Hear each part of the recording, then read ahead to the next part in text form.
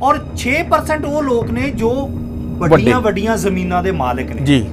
ਮੋਦੀ ਸਾਹਿਬ ਨੇ ਇੱਕ ਸ਼ਬਦ ਦਾ ਸ਼ਾਇਦ ਇਸੇ ਕਰਕੇ ਇਸਤੇਮਾਲ ਕੀਤਾ ਸੀ, ਕਰੋਨੀ ਫਰੈਂਡਸ਼ਿਪ, ਕਿ ਇਸ ਆਰਡੀਨੈਂਸ ਦੇ ਵਿੱਚ ਐਸੇ ਸ਼ਬਦਾਂ ਦਾ ਇਸਤੇਮਾਲ ਕੀਤਾ ਗਿਆ, ਹਿੰਦੀ ਵੀ, ਇੰਗਲਿਸ਼ ਵੀ, ਪੰਜਾਬੀ ਵੀ, ਕਿ ਆਮ ਜਿਹੜਾ ਬੰਦਾ, ਆਮ ਕਿਸਾਨ ਜਿਹੜਾ ਜਿਹਦੇ ਨਾਲ ਇਹ ਆਰਡੀਨੈਂਸ ਸੰਬੰਧ ਰੱਖਦੇ ਆ, ਉਹ ਉਲਝ ਕੇ ਰਹਿ ਜਾਂਦਾ। ਸੰਵਿਧਾਨਕ ਸੰਕਟ ਇਹ ਹੈ ਕਿ ਕੇਂਦਰ ਸਰਕਾਰ ਦਾ ਇਹ ਅਧਿਕਾਰ ਹੀ ਨਹੀਂ ਕਿ ਉਹ ਖੇਤੀਬਾੜੀ ਜਾਂ ਸਿੰਚਾਈ ਤੇ ਕੋਈ ਕਾਨੂੰਨ ਬਣਾ ਸਕੇ। ਕਾਂਗਰਸ, ਬੀਜੇਪੀ ਤੇ ਅਕਾਲੀ ਤਿੰਨੇ ਰਲੇ ਇਸ ਕਰਕੇ ਹੈ ਕਿ ਪਹਿਲਾਂ ਮਨਪ੍ਰੀਤ ਸਿੰਘ ਬਾਦਲ ਤੇ ਕੈਪਟਨ ਅਮਰਿੰਦਰ ਸਿੰਘ ਉਹ ਖਰਾੜੇ ਨੂੰ ਪ੍ਰਵਾਨਗੀ ਦੇ ਕੇ ਆਏ ਬੰਬੇ ਦੇ ਵਿੱਚ।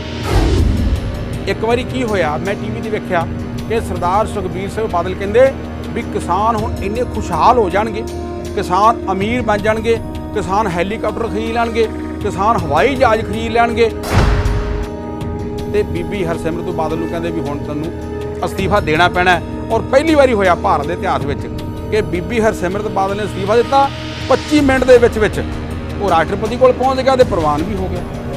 ਇਹਦਾ ਮਤਲਬ ਬੀਜੇਪੀ ਪਹਿਲਾਂ ਹੀ ਚਾਹੁੰਦੀ ਸੀ ਬਈ ਤੁਸੀਂ ਯਾਰ ਖੇਡੋ ਆ। ਇਹਦੇ ਵਿੱਚ ਸੁਖਬੀਰ ਸਿੰਘ ਬਾਦਲ ਤੇ ਸ਼੍ਰੋਮਣੀ ਅਕਾਲੀ ਦਲ ਬਰਾਬਰ ਦਾ ਭਾਈਵਾਲ ਹੈ। ਉਹਨਾਂ ਨੇ ਅੱਜ ਤੱਕ ਹੀ ਨਹੀਂ ਮੰਨਿਆ ਕਿ ਜਿਹੜਾ ਅਸਤੀਫਾ ਦਿੱਤਾ, ਇਹਨਾਂ ਨੇ ਅਸਤੀਫਾ ਦੇਣਾ ਚਾਹੀਦਾ 3 ਜੂਨ ਨੂੰ, ਜਦੋਂ ਖਰੜੇ ਤੇ ਬੀਬੀ ਹਰਸਿਮਰਤ ਬਾਦਲ ਨੇ ਸਾਈਨ ਕਰਕੇ ਤੇ ਰਾਸ਼ਟਰਪਤੀ ਕੋਲ ਭੇਜਿਆ। ਉਦੋਂ ਕਿਉਂ ਨਾ ਦਿੱਤਾ?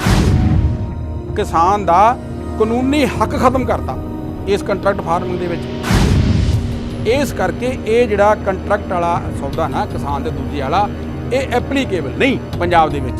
ਇਹ ਜਿਹੜਾ ਸਿਰੇ ਨਹੀਂ ਚੜਨਾਗਾ ਇਹ। ਇਸ ਕਰਕੇ ਮੈਂ ਇਹਨੂੰ ਮੁੱਢੋਂ ਸੁੱਢੋਂ ਰੱਦ ਕਰਦਾ। ਬਿਲਕੁਲ, ਮਤਲਬ ਸਹੀ ਨਹੀਂ ਹੈ। ਨਹੀਂ, ਇਹ ਬਿਲਕੁਲ ਹੀ ਨਹੀਂ ਸਹੀ। ਇਹ ਤਾਂ ਲੁੱਟਣ ਵਾਲੀ ਗੱਲ ਹੈ। ਤੇ ਰਾਜਾ ਜੀ, ਰਾਜਨੀਤਿਕ ਪਾਰਟੀਆਂ ਕਹਿੰਦੀਆਂ ਨੇ ਵੀ ਅਸੀਂ ਕਿਸਾਨਾਂ ਦੇ ਹੱਕ 'ਚ, ਪਰ ਜਿੱਥੇ ਵੀ ਕਿਸਾਨ ਧਰਨੇ ਲਈ ਬੈਠੇ ਆ ਉੱਥੇ ਕੋਈ ਵੀ ਲੀਡਰ ਆ ਕੇ ਉਹਨਾਂ ਦੇ ਨਾਲ ਤਾਂ ਬੈਠਾ ਹੀ ਨਹੀਂ। ਬਈ ਕਿਸੇ ਵੀ ਮੈਂਬਰ ਪਾਰਲੀਮੈਂਟ ਨੇ ਆਰਡੀਨੈਂਸ ਦੀਆਂ ਧਾਰਾਵਾਂ ਤੇ ਜਾਂ ਆਰਡੀਨੈਂਸ ਵਿੱਚ ਕਿਸੇ ਧਾਰਾ ਦੇ ਸੋਧ ਬਾਰੇ ਗੱਲ ਨਹੀਂ ਕੀਤੀ। ਉਹਨਾਂ ਨੇ ਗੱਲ ਕੀਤੀ ਰਾਜਨੀਤਿਕ। ਉਹ ਕਹਿੰਦਾ ਫਿਰ ਜਿਹੜੀ ਰਾਜਨੀਤਿਕ ਗੱਲ ਆ ਉਹਦਾ ਜਵਾਬ ਵੀ ਰਾਜਨੀਤਿਕ ਹੀ ਹੋਊਗਾ। ਅਸੀਂ ਆਰਡੀਨੈਂਸ ਦਾ ਜਵਾਬ ਦਈਏ ਕਿੱਥੋਂ? ਰਾਜਾ ਜੀ, ਇਹਦਾ ਕਹਿਣ ਦਾ ਮਤਲਬ ਤੁਹਾਡਾ ਹੈ ਵੀ ਇਹਨਾਂ ਨੂੰ ਪਤਾ ਹੀ ਨਹੀਂ ਸੀ? ਨਹੀਂ ਪਤਾ। ਮੈਂ ਕਹਿੰਦਾ ਅਸੀਂ ਭੇਜੇ ਨੇ ਮਕਬੂਲ ਸਾਹਿਬ, ਮੈਨੂੰ ਕਹਿਣਾ ਨਹੀਂ ਚਾਹੀਦਾ 90% ਜਿਹੜੇ ਮੈਂਬਰ ਪਾਰਲੀਮੈਂਟ ਨੇ ਉਹ ਝੂਠ ਬੋਲੀ ਜਾਂਦੇ ਆ। ਕਿਸੇ ਨੇ ਆਰਟੀਕਲ ਪੜ੍ਹਿਆ ਹੀ ਨਹੀਂ, ਕਿਸੇ ਨੇ ਆਰਡੀਨੈਂਸ ਨਹੀਂ ਪੜ੍ਹਿਆ।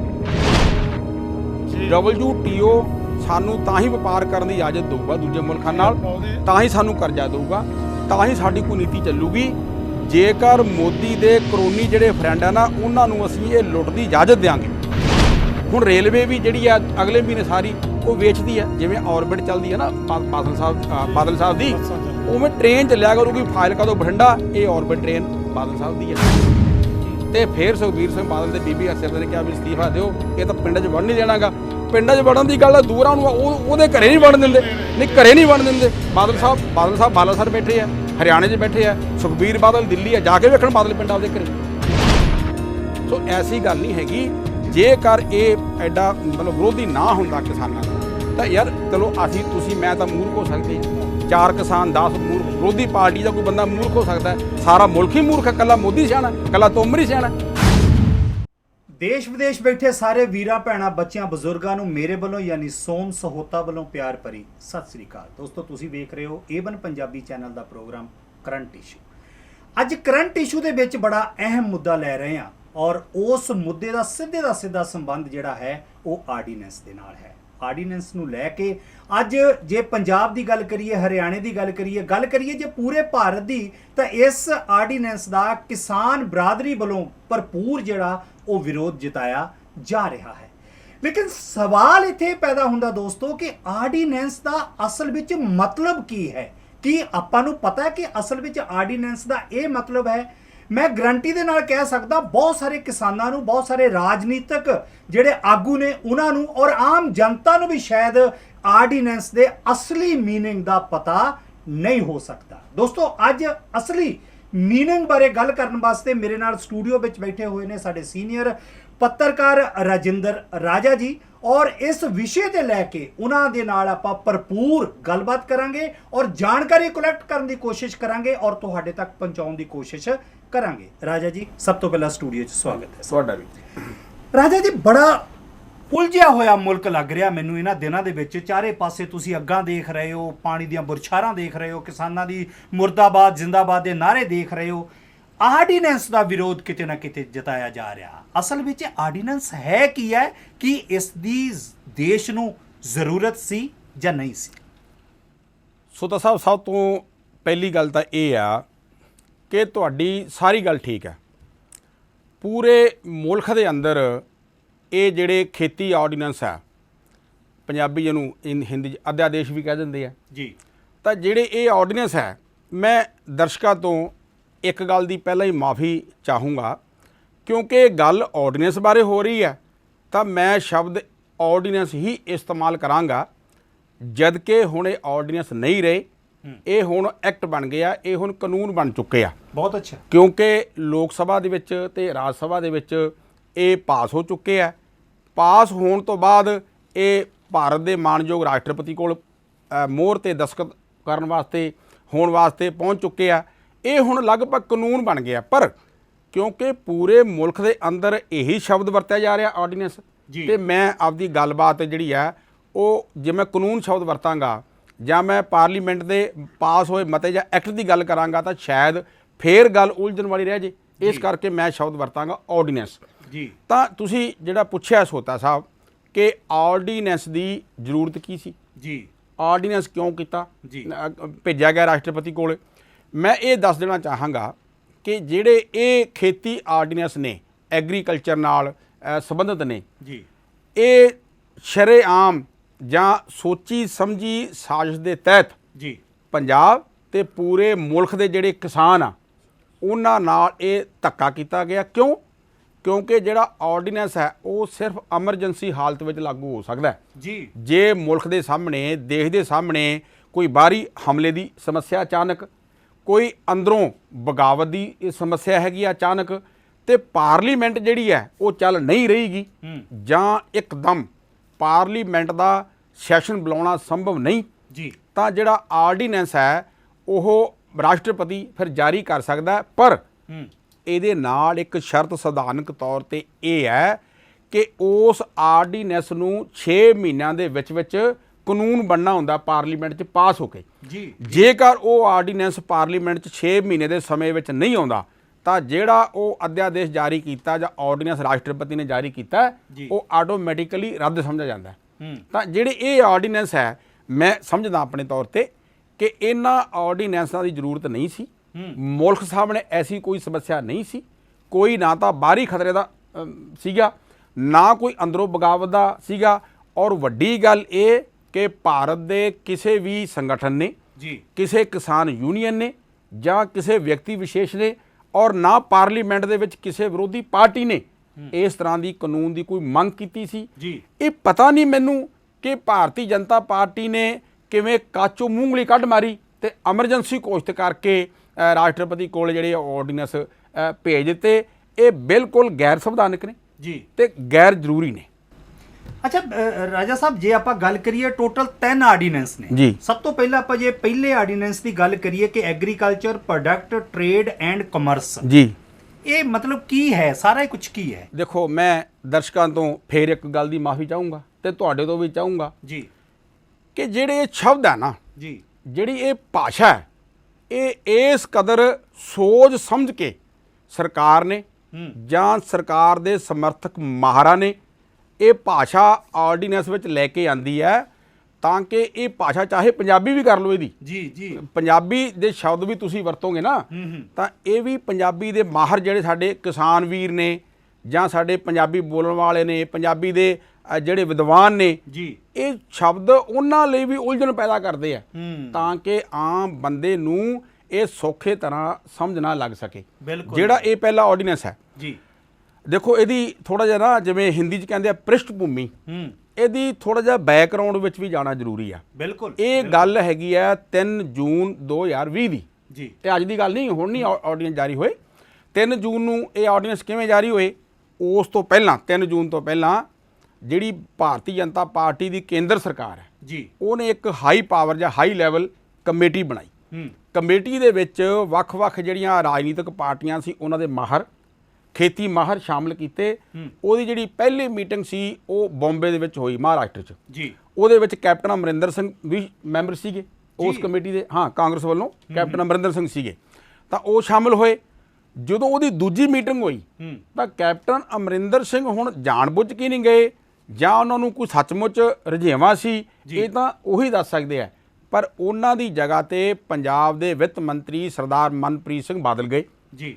ਉਸ ਮੀਟਿੰਗ ਦੇ ਵਿੱਚ ਜਾ ਕੇ ਜਿਹੜਾ ਖਰੜਾ ਆ ਜਿਹੜਾ ਆਰਡੀਨੈਂਸ ਦੇ ਬਾਰੇ 'ਚ ਜਿਹੜਾ ਉਹ ਮਹਾਰਾ ਨੇ ਜਿਹੜੀ ਉਹ ਹਾਈ ਲੈਵਲ ਕਮੇਟੀ ਨੇ ਪਾਰਤ ਕੀਤਾ ਜਾਂ ਪਾਸ ਕੀਤਾ, ਜਿਹੜਾ 3 ਜੂਨ ਨੂੰ ਫਿਰ ਜਿਹੜੀ ਕੈਬਨਿਟ ਮੰਤਰੀਆਂ ਦੀ ਮੀਟਿੰਗ ਸੀ ਉਹਦੇ ਵਿੱਚ ਆਇਆ, ਉਹਦੇ ਵਿੱਚ ਕੈਪਟਨ ਅਮਰਿੰਦਰ ਸਿੰਘ ਤੇ ਮਨਪ੍ਰੀਤ ਸਿੰਘ ਬਾਦਲ ਵੀ ਬਰਾਬਰ ਦੇ ਹਿੱਸੇਦਾਰ ਆ। ਬਾਦਲ ਸਾਹਿਬ ਵੀ ਸਾਈਨ ਕਰਕੇ ਆਏ ਉਹ ਤੇ ਉਸ ਖਰੜੇ ਤੇ ਜੀ। ਉਹ ਸੋਤਾ ਸਾਹਿਬ 3 ਜੂਨ ਨੂੰ ਆ ਗਿਆ ਜੀ। ਤਾਂ 3 ਜੂਨ ਨੂੰ ਜਿਹੜੀ ਕੇਂਦਰੀ ਕੈਬਨਿਟ ਹੈ ਮੰਤਰੀਆਂ ਦੀ, ਉਹਦੇ ਵਿੱਚ ਉਹ ਖਰੜਾ ਪ੍ਰਵਾਨ ਹੋ ਗਿਆ।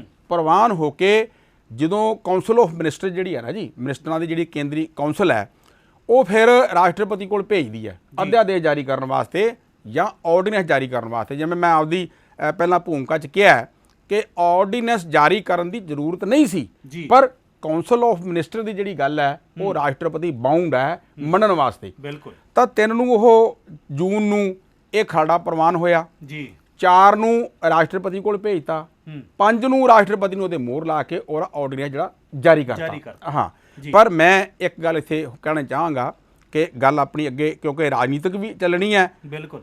ਜਦੋਂ ਇਹ ਖਰੜਾ ਪ੍ਰਵਾਨ ਹੋ ਕੇ ਮੰਤਰੀਆਂ ਦੀ ਬੈਠਕ ਦੇ ਵਿੱਚ ਜੀ, ਮੈਂ ਸੌਖੀ ਭਾਸ਼ਾ ਦਾ ਇਸਤੇਮਾਲ ਕਰ ਰਿਹਾ ਤਾਂ ਕਿ ਸਾਡੇ ਆਮ ਜਿਹੜੇ ਕਿਸਾਨ ਆ, ਜਿਹੜੇ ਸਾਡੇ ਆਮ ਦਰਸ਼ਕ ਹੈ, ਜਿਹੜੇ ਸਾਡੇ ਆਮ ਇਹ 'ਚ ਦਿਲਚਸਪੀ ਰੱਖਣ ਵਾਲੇ ਆ, ਉਹ ਵੀ ਇਸ ਭਾਸ਼ਾ ਨੂੰ ਸੌਖੇ ਤਰ੍ਹਾਂ ਨਾਲ ਸਮਝ ਸਕਣ ਜੀ। ਤਾਂ ਇਹ ਖਰੜਾ ਜਦੋਂ ਪ੍ਰਵਾਨ ਹੋ ਗਿਆ ਤੇ ਆਰਡੀਨੈਂਸ ਜਾਰੀ ਹੋ ਗਿਆ, ਤਾਂ ਉਸ ਮੀਟਿੰਗ ਦੇ ਵਿੱਚ ਜਿਹੜੇ ਪ੍ਰੋਸੈਸਿੰਗ ਮਿਨਿਸਟਰ ਹੈ ਕੇਂਦਰੀ ਮੰਤਰੀ ਬੀਬੀ ਹਰਸਿਮਰਤ ਕੌਰ ਬਾਦਲ ਜੀ, ਉਹ ਵੀ ਮੋਦੀ ਸਾਹਿਬ ਦੀ ਬਿਲਕੁਲ ਮਗਲੀ ਸੀਟ ਤੇ ਸੋਸ਼ਲ ਡਿਸਟੈਂਸ ਨਾਲ ਬੈਠੇ ਹੋਏ ਸੀ ਔਰ ਦੂਜੇ ਨੰਬਰ ਤੇ ਸਾਈਨ ਬੀਬੀ ਹਰਸਿਮਰਤ ਕੌਰ ਬਾਦਲ ਨੇ ਕੀਤੇ ਉਹਤੇ। ਕੀ ਬਾਤ ਹੈ ਜੀ। ਤਾਂ ਉਹ ਆਰਡੀਨੈਂਸ ਜਿਹੜਾ ਚਲੇ ਗਿਆ ਜੀ। ਹੁਣ ਮੈਂ ਆਉਣਾ ਇਸ ਆਰਡੀਨੈਂਸ ਦੇ ਬਾਰੇ 'ਚ ਜੀ, ਜਿਹੜੀ ਤੁਸੀਂ ਕਿਹਾ ਕਿ ਜਿਹੜਾ ਪ੍ਰੋਡਿਊਸ ਹੈ ਜੀ, ਜੋ ਪ੍ਰੋਡਿਊਸ ਦਾ ਮਤਲਬ ਉਤਪਾਦਨ, ਹਾਂ, ਜੋ ਕਿਸਾਨ ਆਪਦੇ ਖੇਤ ਵਿੱਚ ਪੈਦਾ ਕਰਦਾ ਜਾਂ ਖੇਤ ਵਿੱਚ ਉਗਾਉਂਦਾ ਜੀ, ਉਹਦਾ ਜਿਹੜਾ ਫ੍ਰੀ ਟ੍ਰੇਡ ਤੇ ਕਮਰਸ ਜੀ, ਕਿ ਉਹ ਵਪਾਰ ਵੀ ਕਰ ਸਕਦਾ, ਕਿਸਾਨ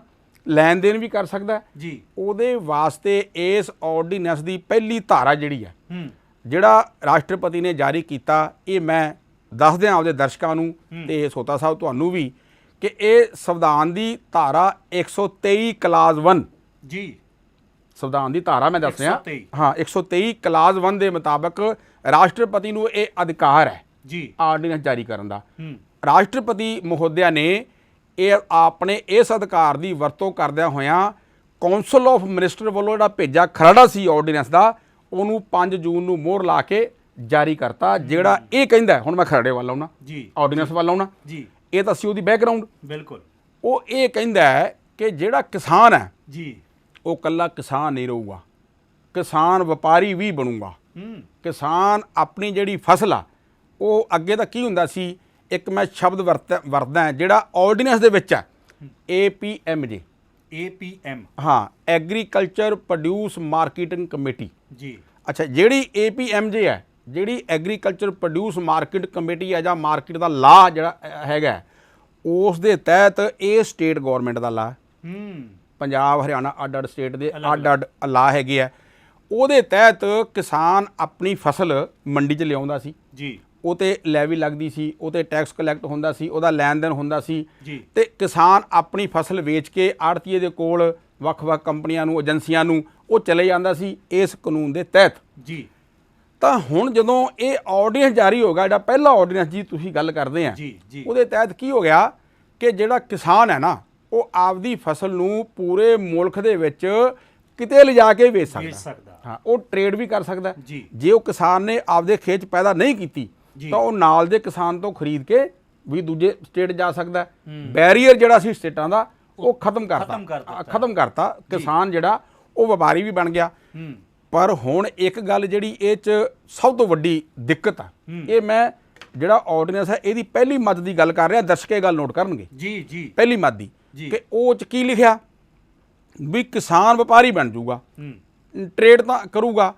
ਪਰ ਮੈਂ ਇਹ ਜਾਣਨਾ ਚਾਹੁੰਦਾ ਕੇਂਦਰ ਸਰਕਾਰ ਤੋਂ, ਬੀਜੇਪੀ ਤੋਂ, ਕਿ ਜਿਹੜਾ 2 ਜਾਂ 3 ਕਿੱਲਿਆਂ ਵਾਲਾ ਕਿਸਾਨ ਹੈ, ਦੇਖੋ ਅੰਕੜੇ ਸਰਕਾਰੀ ਹੈ, ਬਿਲਕੁਲ ਅੰਕੜੇ ਕੀ ਹੈ ਕਿ ਭਾਰਤ ਦੇ 86% ਜਿਹੜੇ ਕਿਸਾਨ ਆ 100 ਚੋਂ ਜੀ ਉਹਨਾਂ ਕੋਲੇ 4 ਏਕੜ ਤੋਂ ਘੱਟ ਜ਼ਮੀਨ ਆ, ਬਿਲਕੁਲ 4 ਕਿੱਲਿਆਂ ਤੋਂ ਘੱਟ ਜ਼ਮੀਨ ਹੈ ਜੀ। ਤੇ ਜਿਹਦੀ ਕਣਕ ਹੀ 2 ਟਰਾਲੀਆਂ ਹੋਈ ਹੈ, ਉਹ ਪੰਜਾਬ ਚੋਂ ਹੁਣ ਲੁਧਿਆਣੇ ਤੋਂ ਜਾਂ ਬਠਿੰਡੇ ਤੋਂ ਲਿਜਾ ਕੇ ਉਹ ਉੜੀਸਾ ਜਾਂ ਕੇਰਲਾ ਟਰਾਲੀ ਤੇ ਜਾਂ ਦਿੱਲੀ ਜਾ ਕੇ ਕਣਕ ਨਹੀਂ ਵੇਚ ਸਕਦਾ, ਉਹਦਾ ਖਰਚਾ ਵੱਧ ਜਾਊਗਾ। ਉਹਦੀ ਤਾਂ ਮਜਬੂਰੀ ਹੈ ਕਿ ਉਹਨੇ ਜਿਹੜਾ ਆਪਦੀ ਮਾਰਕੀਟਿੰਗ ਕਰਨੀ ਹੈ, ਆਪਦੀ ਫਸਲ ਵੇਚਣੀ ਹੈ, ਉਹਨੇ ਇਸ ਮੰਡੀ 'ਚ ਵੇਚਣੀ ਹੈ ਜਾਂ ਲੋਕਲ ਵੇਚਣੀ ਹੈ, ਬਿਲਕੁਲ ਉਹ ਵਪਾਰੀ ਨਹੀਂ ਬਣ ਸਕਦਾ। ਨਹੀਂ ਬਣ ਸਕਦਾ। ਪਹਿਲੀ ਗੱਲ, ਇਹ ਆਰਡੀਨੈਂਸ ਉਹਨਾਂ 86% ਕਿਸਾਨਾਂ ਦੇ ਵਿਰੁੱਧ ਹੈ। 86% ਕਿਸਾਨਾਂ ਤੇ ਤਾਂ ਇਹ ਆਰਡੀਨੈਂਸ ਲਾਗੂ ਨਹੀਂ ਹੁੰਦਾ ਜੀ। ਜਿਹੜੇ ਬਾਕੀ 6% ਹੈ ਉਹ ਅਮੀਰ ਹੈ, ਜਿਨ੍ਹਾਂ ਕੋਲ 100 ਕਿੱਲਾ 200 ਕਿੱਲਾ ਉਹ ਹੈ, ਉਹਨਾਂ ਨੂੰ ਫਰਕ ਕੋਈ ਨਹੀਂਗਾ।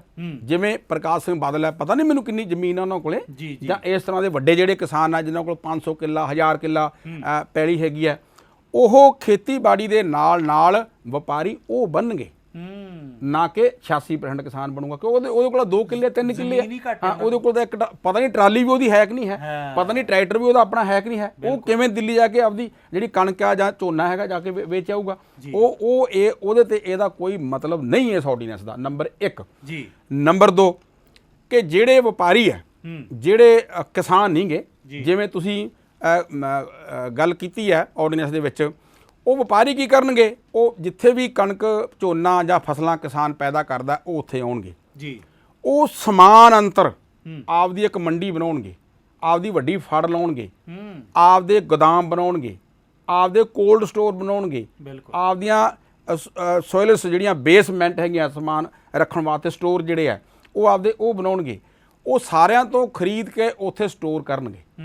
ਨਾਲ ਇਹਦੇ 'ਚ ਨਾ ਇਸ ਆਰਟੀਕਲ ਦੇ ਵਿੱਚ ਇੱਕ ਇਹ ਵੀ ਗੱਲ ਲਿਖੀ ਹੈ ਕਿ ਜਿਹੜਾ ਕਿਸਾਨ ਉਹਨਾਂ ਨੂੰ ਆਪਦੀ ਜਿੰਸ ਵੇਚੂਗਾ ਜੀ, ਉਹਦੀ ਜਿਹੜੀ ਪੇਮੈਂਟ ਹੈ ਨਾ ਉਹ ਸੇਮ ਡੇ ਕਰਨੀ ਹੈ, ਉਸੇ ਦਿਨ ਕਰ ਦੇਣੀ ਹੈ, ਬਿਲਕੁਲ ਕਰ ਦੇਣੀ ਹੈ। ਪਰ ਨਾਲ ਇੱਕ ਦੂਜੀ ਦੀ ਕਲਾਸ 2 ਹੈ ਇਸ ਆਰਡੀਨੈਂਸ ਦੀ, ਉਹ ਇਹ ਕਹਿੰਦੀ ਹੈ ਵੀ ਜੇ ਉਸੇ ਦਿਨ ਇਹਦੀ ਪੇਮੈਂਟ ਸੰਭਵ ਨਹੀਂ ਤਾਂ 3 ਦਿਨ ਦਾ ਵਕਫਾ ਦਿੱਤਾ ਹੈ। ਵੀ ਮੰਨ ਲਓ ਕੋਈ ਹੜਤਾਲ ਹੋ ਗਈ, ਕੋਈ ਇਸ ਤਰ੍ਹਾਂ ਦਾ ਜਿਵੇਂ ਕਰੋਨਾ ਆ ਗਿਆ, ਕੋਈ ਹਾਲਾਤ ਹੋ ਗਈ ਜਾਂ ਬੈਂਕ ਬੰਦ ਹੈ, ਪਰ 3 ਦਿਨ ਤੋਂ ਵੱਧ ਜਿਹੜਾ ਉਹ ਕਿਸਾਨ ਆ ਉਹਦੀ ਪੇਮੈਂਟ ਨਹੀਂ ਹੋ ਸਕਦੀ। ਬਿਲਕੁਲ। ਪਰ ਜਿਹੜਾ ਹੁਣ ਵਪਾਰੀ ਆ ਗਿਆ ਜੀ, ਉਹਨੇ ਹਜ਼ਾਰਾਂ ਟਨ ਲੱਖਾਂ ਟਨ ਜਿਹੜੇ ਕੁਆਂਟਲਾਂ 'ਚ ਜਿਹੜੀ ਜਿੰਸ ਹੈ ਖਰੀਦ ਲਈ। ਤਾਂ ਜਿਹੜੇ ਮੈਂ ਕਿਸਾਨਾਂ ਦੀ ਗੱਲ ਕੀਤੀ ਆ ਨਾ, ਵੱਡੇ ਕਿਸਾਨਾਂ ਦੀ, ਜਿਹੜੇ 6% ਹੈ, ਜਿਨ੍ਹਾਂ ਵਿੱਚ ਬਾਦਲ ਸਾਹਿਬ ਹੋ ਗਏ, ਵੱਡੇ ਵੱਡੇ ਹੋਰ ਕਿਸਾਨ ਹੋ ਗਏ, ਉਹੋ ਹੀ ਕੀ ਕਰਨਗੇ, ਉਹ ਵਪਾਰ ਕਰਨਗੇ। ਅਸਲ ਵਿੱਚ ਉਹ ਵਪਾਰ ਕਰਨਗੇ। ਉਹ ਛੋਟੇ ਕਿਸਾਨਾਂ ਦੇ ਆਪਦੇ ਪਿੰਡ ਤੋਂ, ਆਸੇ-ਪਾਸੇ ਮੰਡੀਆਂ ਤੋਂ, ਪੂਰੇ ਜ਼ਿਲ੍ਹੇ ਤੋਂ ਉਹ ਖਰੀਦਣਗੇ ਤੇ ਫਿਰ ਵੱਡੇ ਜਿਹੜੇ ਵਪਾਰੀ ਹੈ, ਜਿਹੜੇ ਬਾਹਰੋਂ ਆਏ ਆ, ਉਹ ਉਹਨਾਂ ਨੂੰ ਵੇਚਣਗੇ। ਮਤਲਬ ਵਪਾਰੀ ਦੇ ਵਿੱਚ ਤੇ ਛੋਟੇ ਕਿਸਾਨ ਦੇ ਵਿੱਚ ਜਿਹੜਾ ਉਹ ਕਿਸਾਨ, ਵੱਡਾ ਕਿਸਾਨ ਹੈ ਨਾ, ਉਹ ਮੀਡੀਏਟਰ ਬਣ ਜਾਊਗਾ। ਰਾਜਾ ਜੀ, ਬਹੁਤ ਵਧੀਆ ਤੁਹਾਡੇ ਕੁਐਸਚਨ ਚੋਂ ਹੀ, ਤੁਹਾਡੇ ਆਨਸਰ ਦੇ ਵਿੱਚੋਂ ਇੱਕ ਕੁਐਸਚਨ ਨਿਕਲਿਆ। ਵੱਡੇ ਲੋਕਾਂ ਦੀ ਤੁਸੀਂ 86% ਤਾਂ ਉਹ ਲੋਕ ਨੇ ਜਿਨ੍ਹਾਂ ਕੋਲ ਜ਼ਮੀਨ ਨਾ 4 ਏਕੜ ਤੋਂ ਘੱਟ ਹੈ, ਨਾ ਮਾਤਰ, ਹਾਂਜੀ, ਔਰ 6% ਉਹ ਲੋਕ ਨੇ ਜੋ ਵੱਡੀਆਂ ਜ਼ਮੀਨਾਂ ਦੇ ਮਾਲਕ ਨੇ ਜੀ। ਮੋਦੀ ਸਾਹਿਬ ਨੇ ਇੱਕ ਸ਼ਬਦ ਦਾ ਸ਼ਾਇਦ ਇਸੇ ਕਰਕੇ ਇਸਤੇਮਾਲ ਕੀਤਾ ਸੀ, ਕਰੋਨੀ ਫਰੈਂਡਸ਼ਿਪ। ਅੱਛਾ, ਹਾਂ, ਉਹਨਾਂ ਨੇ ਸ਼ਬਦ ਇਸਤੇਮਾਲ ਕੀਤਾ। ਦੇਖੋ, ਮੈਂ ਇਹ ਗੱਲ ਦਰਸ਼ਕਾਂ ਨਾਲ ਸਾਂਝੀ ਕਰਨੀ ਚਾਹਾਂਗਾ ਕਿ ਇਸ ਸ਼ਬਦ ਦੀ, ਇਸ ਆਰਡੀਨੈਂਸ ਦੀ ਸਭ ਤੋਂ ਪਹਿਲਾਂ ਜਿਹੜੀ ਵਿਆਖਿਆ ਕੀਤੀ ਉਹ ਕੀਤੀ ਸੀ BBC ਨੇ ਜੀ, ਬ੍ਰਿਟਿਸ਼ ਬ੍ਰੌਡਕਾਸਟਿੰਗ ਕਾਰਪੋਰੇਸ਼ਨ ਨੇ, ਹਿੰਦੀ ਆਪਦੀ ਖਬਰਾਂ ਵਿੱਚ।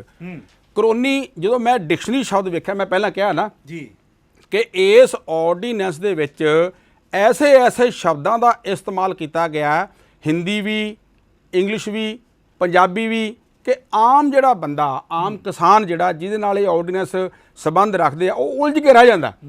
ਕਰੋਨੀ, ਮੈਂ ਸਾਫ਼ ਤੇ ਸਿੱਧੇ ਸ਼ਬਦਾਂ 'ਚ ਕਹਾਂ, ਸੋਤਾ ਸਾਹਿਬ ਹੁੰਦਾ ਲੰਗੋਟੀਆ ਯਾਰ। ਜਿਵੇਂ ਪਹਿਲਾਂ ਬੱਚੇ ਸੂਏ ਕੱਸੀ ਨਹਾਉਂਦੇ ਸੀ ਨਾ, ਤੇ ਉਹ ਕਹਿੰਦੇ ਹੁਣ ਤੂੰ ਨਾਲ ਆ, ਮੇਰਾ ਲੰਗੋਟਾ ਤੂੰ ਬੰਨ ਲੈ, ਬਈ ਇੱਕ ਦੂਜੇ ਦਾ ਉਹਨਾਂ ਕੋਲੋਂ ਕੁਝ ਛੁਪਿਆ ਨਹੀਂ ਸੀ ਹੁੰਦਾ। ਕਰੋਨੀ ਦਾ ਮਤਲਬ ਹੁੰਦਾ ਲੰਗੋਟੀਆ ਯਾਰ, ਬਈ ਇੰਨਾ ਯਾਰ, ਪੰਜਾਬੀ 'ਚ ਮੈਂ ਇਹ ਦੱਸਾਂ। ਤਾਂ ਉਹ ਜਿਹੜੇ ਲੰਗੋਟੀਏ ਯਾਰ ਸੀ, ਉਹ ਤੁਸੀਂ ਕੀ ਪੁੱਛਿਆ ਮੈਥੋਂ? ਕਰੋਨੀ ਫਰੈਂਡਸ਼ਿਪ। ਹਾਂ, ਕਰੋਨੀ ਫਰੈਂਡਸ਼ਿਪ। ਤਾਂ ਉਹ ਜਿਹੜੇ ਸੀ ਲੰਗੋਟੀਆ ਯਾਰ, ਇਹਦਾ ਮਤਲਬ ਹੁੰਦਾ। ਮਤਲਬ 6% ਹੋਏ ਲੰਗੋਟੀਆ ਯਾਰ? ਨਹੀਂ ਜੀ, 6 ਤੋਂ ਹੀ ਬਾਹਰਲੇ। 6 ਤੋਂ ਵੀ ਬਾਹਰਲੇ? ਹਾਂ, ਉਹ ਬਾਹਰਲੇ ਕਿਵੇਂ ਹੋਏ? ਉਹ ਹੋਏ ਅੰਬਾਨੀ, ਅਡਾਨੀ, ਵੱਡੇ ਜਿਹੜੇ ਕਾਰਪੋਰੇਟ ਸੈਕਟਰ ਦੇ ਬੰਦੇ ਨੇ ਜੀ ਜਿਹੜੇ 6% ਨੇ ਨਾ ਜੀ ਜੀ ਉਹ ਤਾਂ ਜਿਵੇਂ ਮੈਂ ਕਹਿ ਲਾਂ ਸੁਖਬੀਰ ਸਿੰਘ ਬਾਦਲ, ਹਰਚਰਨ ਸਿੰਘ ਬਰਾੜ, ਕੈਪਟਨ ਅਮਰਿੰਦਰ ਸਿੰਘ, ਇਹ ਜਿਹੜੇ ਸਾਰੇ 6% 'ਚ ਹੈ। ਇਹ ਮੋਦੀ ਦੇ ਕਰੋਨੀ ਫਰੈਂਡ ਨਹੀਂ, ਕਰੀਮ ਹੋ ਗਈ ਮੋਦੀ ਸਾਹਿਬ ਦੇ ਇਹ ਨਹੀਂ ਇਹ ਛੋਟੇ, ਮੈਂ ਪਹਿਲਾਂ ਕਿਹਾ ਥੋੜੀ ਫੇਰ ਗੱਲ ਤੁਸੀਂ ਮੈਨੂੰ ਉਲਝਾ ਲਿਆ ਜੀ। ਛੋਟੇ ਕਿਸਾਨ ਤੇ ਜਿਹੜੇ ਕਰੋਨੀ ਫਰੈਂਡ ਹੈ ਉਹਨਾਂ ਦੇ ਵਿੱਚ ਇਹ ਮਤਲਬ ਕਿ ਮੀਡੀਏਟਰ ਨੇ ਜਾਂ ਇਹਨਾਂ ਦੇ ਵਿੱਚ ਇਹ ਦਲਾਲ ਨੇ ਜਿਨ੍ਹਾਂ ਨੇ ਛੋਟੇ ਕਿਸਾਨ ਦੀ ਫਸਲ ਖਰੀਦ ਕੇ ਤੇ ਜਿਹੜੇ ਮੋਦੀ ਦੇ ਕਰੋਨੀ ਫਰੈਂਡ ਜਿਹਨੂੰ ਕਹਿੰਦੇ ਨਾ ਉਹਨਾਂ ਨੂੰ ਵੇਚਣੀ ਹੈ। ਬਿਲਕੁਲ ਰਾਜਾ ਜੀ, ਇਹ ਕਾਰਪੋਰੇਟ ਸੈਕਟਰ ਦੇ ਬੰਦੇ ਨੇ ਬੰਦੇ। ਹਾਂਜੀ। ਤੇ ਦੋਸਤੋ ਜਿਵੇਂ ਰਾਜਾ ਜੀ ਨੇ ਦੱਸਿਆ ਕਿ ਕਰੋਨੀ ਫਰੈਂਡਸ਼ਿਪ ਦਾ ਅਸਲ ਮੀਨਿੰਗ ਕੀ ਹੈ, ਤੇ ਮੈਂ ਹੁਣ ਸਾਡੇ ਸਟੂਡੀਓ ਦੇ ਵਿੱਚ ਸਾਡੇ ਬਹੁਤ ਹੀ ਸਤਿਕਾਰਯੋਗ ਰਾਜਨੀਤਿਕ ਤੇ ਸੰਵਿਧਾਨਿਕ ਮਾਮਲਿਆਂ ਦੇ ਮਾਹਰ ਬਤੌਰ ਪ੍ਰਿੰਸੀਪਲ ਆਪਣੀਆਂ ਸੇਵਾਵਾਂ ਦੇ ਚੁੱਕੇ ਪ੍ਰਿੰਸੀਪਲ ਸਵਰਨ ਸਿੰਘ ਜੀ, ਜੋ ਗਵਰਨਮੈਂਟ ਕਾਲਜ ਸ਼੍ਰੀ ਮੁਕਤਸਰ ਸਾਹਿਬ ਤੋਂ ਰਿਟਾਇਰ ਹੋ ਚੁੱਕੇ ਨੇ, ਉਹ ਵੀ ਸਾਡੇ ਸਟੂਡੀਓ ਵਿੱਚ ਵਿਰਾਜਮਾਨ ਨੇ। ਮੈਂ ਉਹਨਾਂ ਨੂੰ ਹੁਣ ਜ਼ਰੂਰ ਅੱਜ ਦੀ ਜਿਹੜੀ ਇੰਟਰਵਿਊ ਅੱਗੇ ਤੋਰਨ ਵਾਸਤੇ ਕਹਿੰਦਾ ਹਾਂ। ਜੀ ਸਰ। ਥੈਂਕ ਯੂ ਸੋਤਾ ਸਾਹਿਬ। ਰਾਜਾ ਜੀ, ਤੁਸੀਂ ਆਪਣੇ ਵਿਚਾਰ ਪ੍ਰਗਟ ਕੀਤੇ। ਮੇਰਾ ਤਾਂ ਤੁਹਾਡੇ ਸਾਹਮਣੇ ਇੱਕ ਸਿੰਪਲ ਕੁਐਸਚਨ ਆ ਜਿਹੜਾ ਕਿ ਆਮ ਦਰਸ਼ਕਾਂ ਦੇ ਜਾਣਨ ਵਾਸਤੇ ਬਹੁਤ ਜ਼ਰੂਰੀ ਹੈ। ਕੁਐਸਚਨ ਇਹ ਆ ਕਿ ਤੁਸੀਂ ਬੜਾ ਖੁੱਲ੍ਹ ਕੇ ਇਹਨਾਂ ਆਰਡੀਨੈਂਸਾਂ ਬਾਰੇ ਇੱਥੇ ਦੱਸਣ ਵਾਸਤੇ ਆਏ ਜੇ, ਪਰ ਮੇਰਾ ਸਵਾਲ ਇਹ ਆ ਵੀ ਜਿਹੜੇ ਇਹ ਆਰਡੀਨੈਂਸ ਜਾਰੀ ਕੀਤੇ, ਪਹਿਲਾਂ ਤਾਂ ਇਹ ਆ ਵੀ ਜਿਹੜੇ ਐਡੀ ਛੇਤੀ ਕਿਹੜੀ ਆਖਰ ਆ ਗਈ ਸੀ ਵੀ ਆਰਡੀਨੈਂਸ ਜਿਹੜੇ ਆ ਵੀ ਜਾਰੀ ਕਰਨੇ ਪਏ ਜਦੋਂ ਕਿ ਲੋਕ ਸਭਾ ਦਾ ਸੈਸ਼ਨ ਸ਼ੁਰੂ ਹੋਣ ਵਾਲਾ ਸੀ। ਜੇ ਆਰਡੀਨੈਂਸ ਦਾ ਜਾਰੀ ਉਦੋਂ ਹੁੰਦਾ ਜਦੋਂ ਕੋਈ ਦੇਸ਼ ਵਿੱਚ ਬਹੁਤ ਐਮਰਜੈਂਸੀ ਲੱਗੀ ਹੋਵੇ ਤੇ ਪਹਿਲਾਂ ਆਰਡੀਨੈਂਸ ਜਾਰੀ ਕਰਤੇ, ਫਿਰ ਉਹਨਾਂ ਨੂੰ ਲੋਕ ਸਭਾ ਦੁਆਰਾ ਪ੍ਰਵਾਨ ਕਰਾਤਾ। ਇਹ ਡੈਮੋਕ੍ਰੇਸੀ ਆ। ਡੈਮੋਕ੍ਰੇਸੀ ਦੇ ਵਿੱਚ ਤਾਂ ਬੜੀ ਖੁੱਲ੍ਹੀ ਬਹਿਸ ਹੋਣੀ ਚਾਹੀਦੀ ਸੀ ਇਹਨਾਂ ਆਰਡੀਨੈਂਸ ਦੇ ਉੱਤੇ ਵੀ ਇਹ ਆਰਡੀਨੈਂਸ ਜਿਹੜੇ ਅਸੀਂ ਕਿਉਂ ਲਿਆਂਦੇ, ਕਾਹਦੇ ਵਾਸਤੇ ਲਿਆਂਦੇ, ਕੀ ਇਹਨਾਂ ਦੀ ਲੋਕਾਂ ਦੀ ਭਲਾਈ ਹੈ। ਗੱਲ ਤਾਂ ਕੋਈ ਸੁਣੀ ਨਹੀਂ ਸਰਕਾਰ ਨੇ, ਤੇ ਆਰਡੀਨੈਂਸ ਜਾਰੀ ਕਰਕੇ ਐਕਟ ਬਣਾ ਦਿੱਤੇ। ਆਰਡੀਨੈਂਸ ਜਦੋਂ ਪਾਸ ਹੋ ਜਾਂਦਾ ਐਕਟ ਬਣ ਜਾਂਦਾ।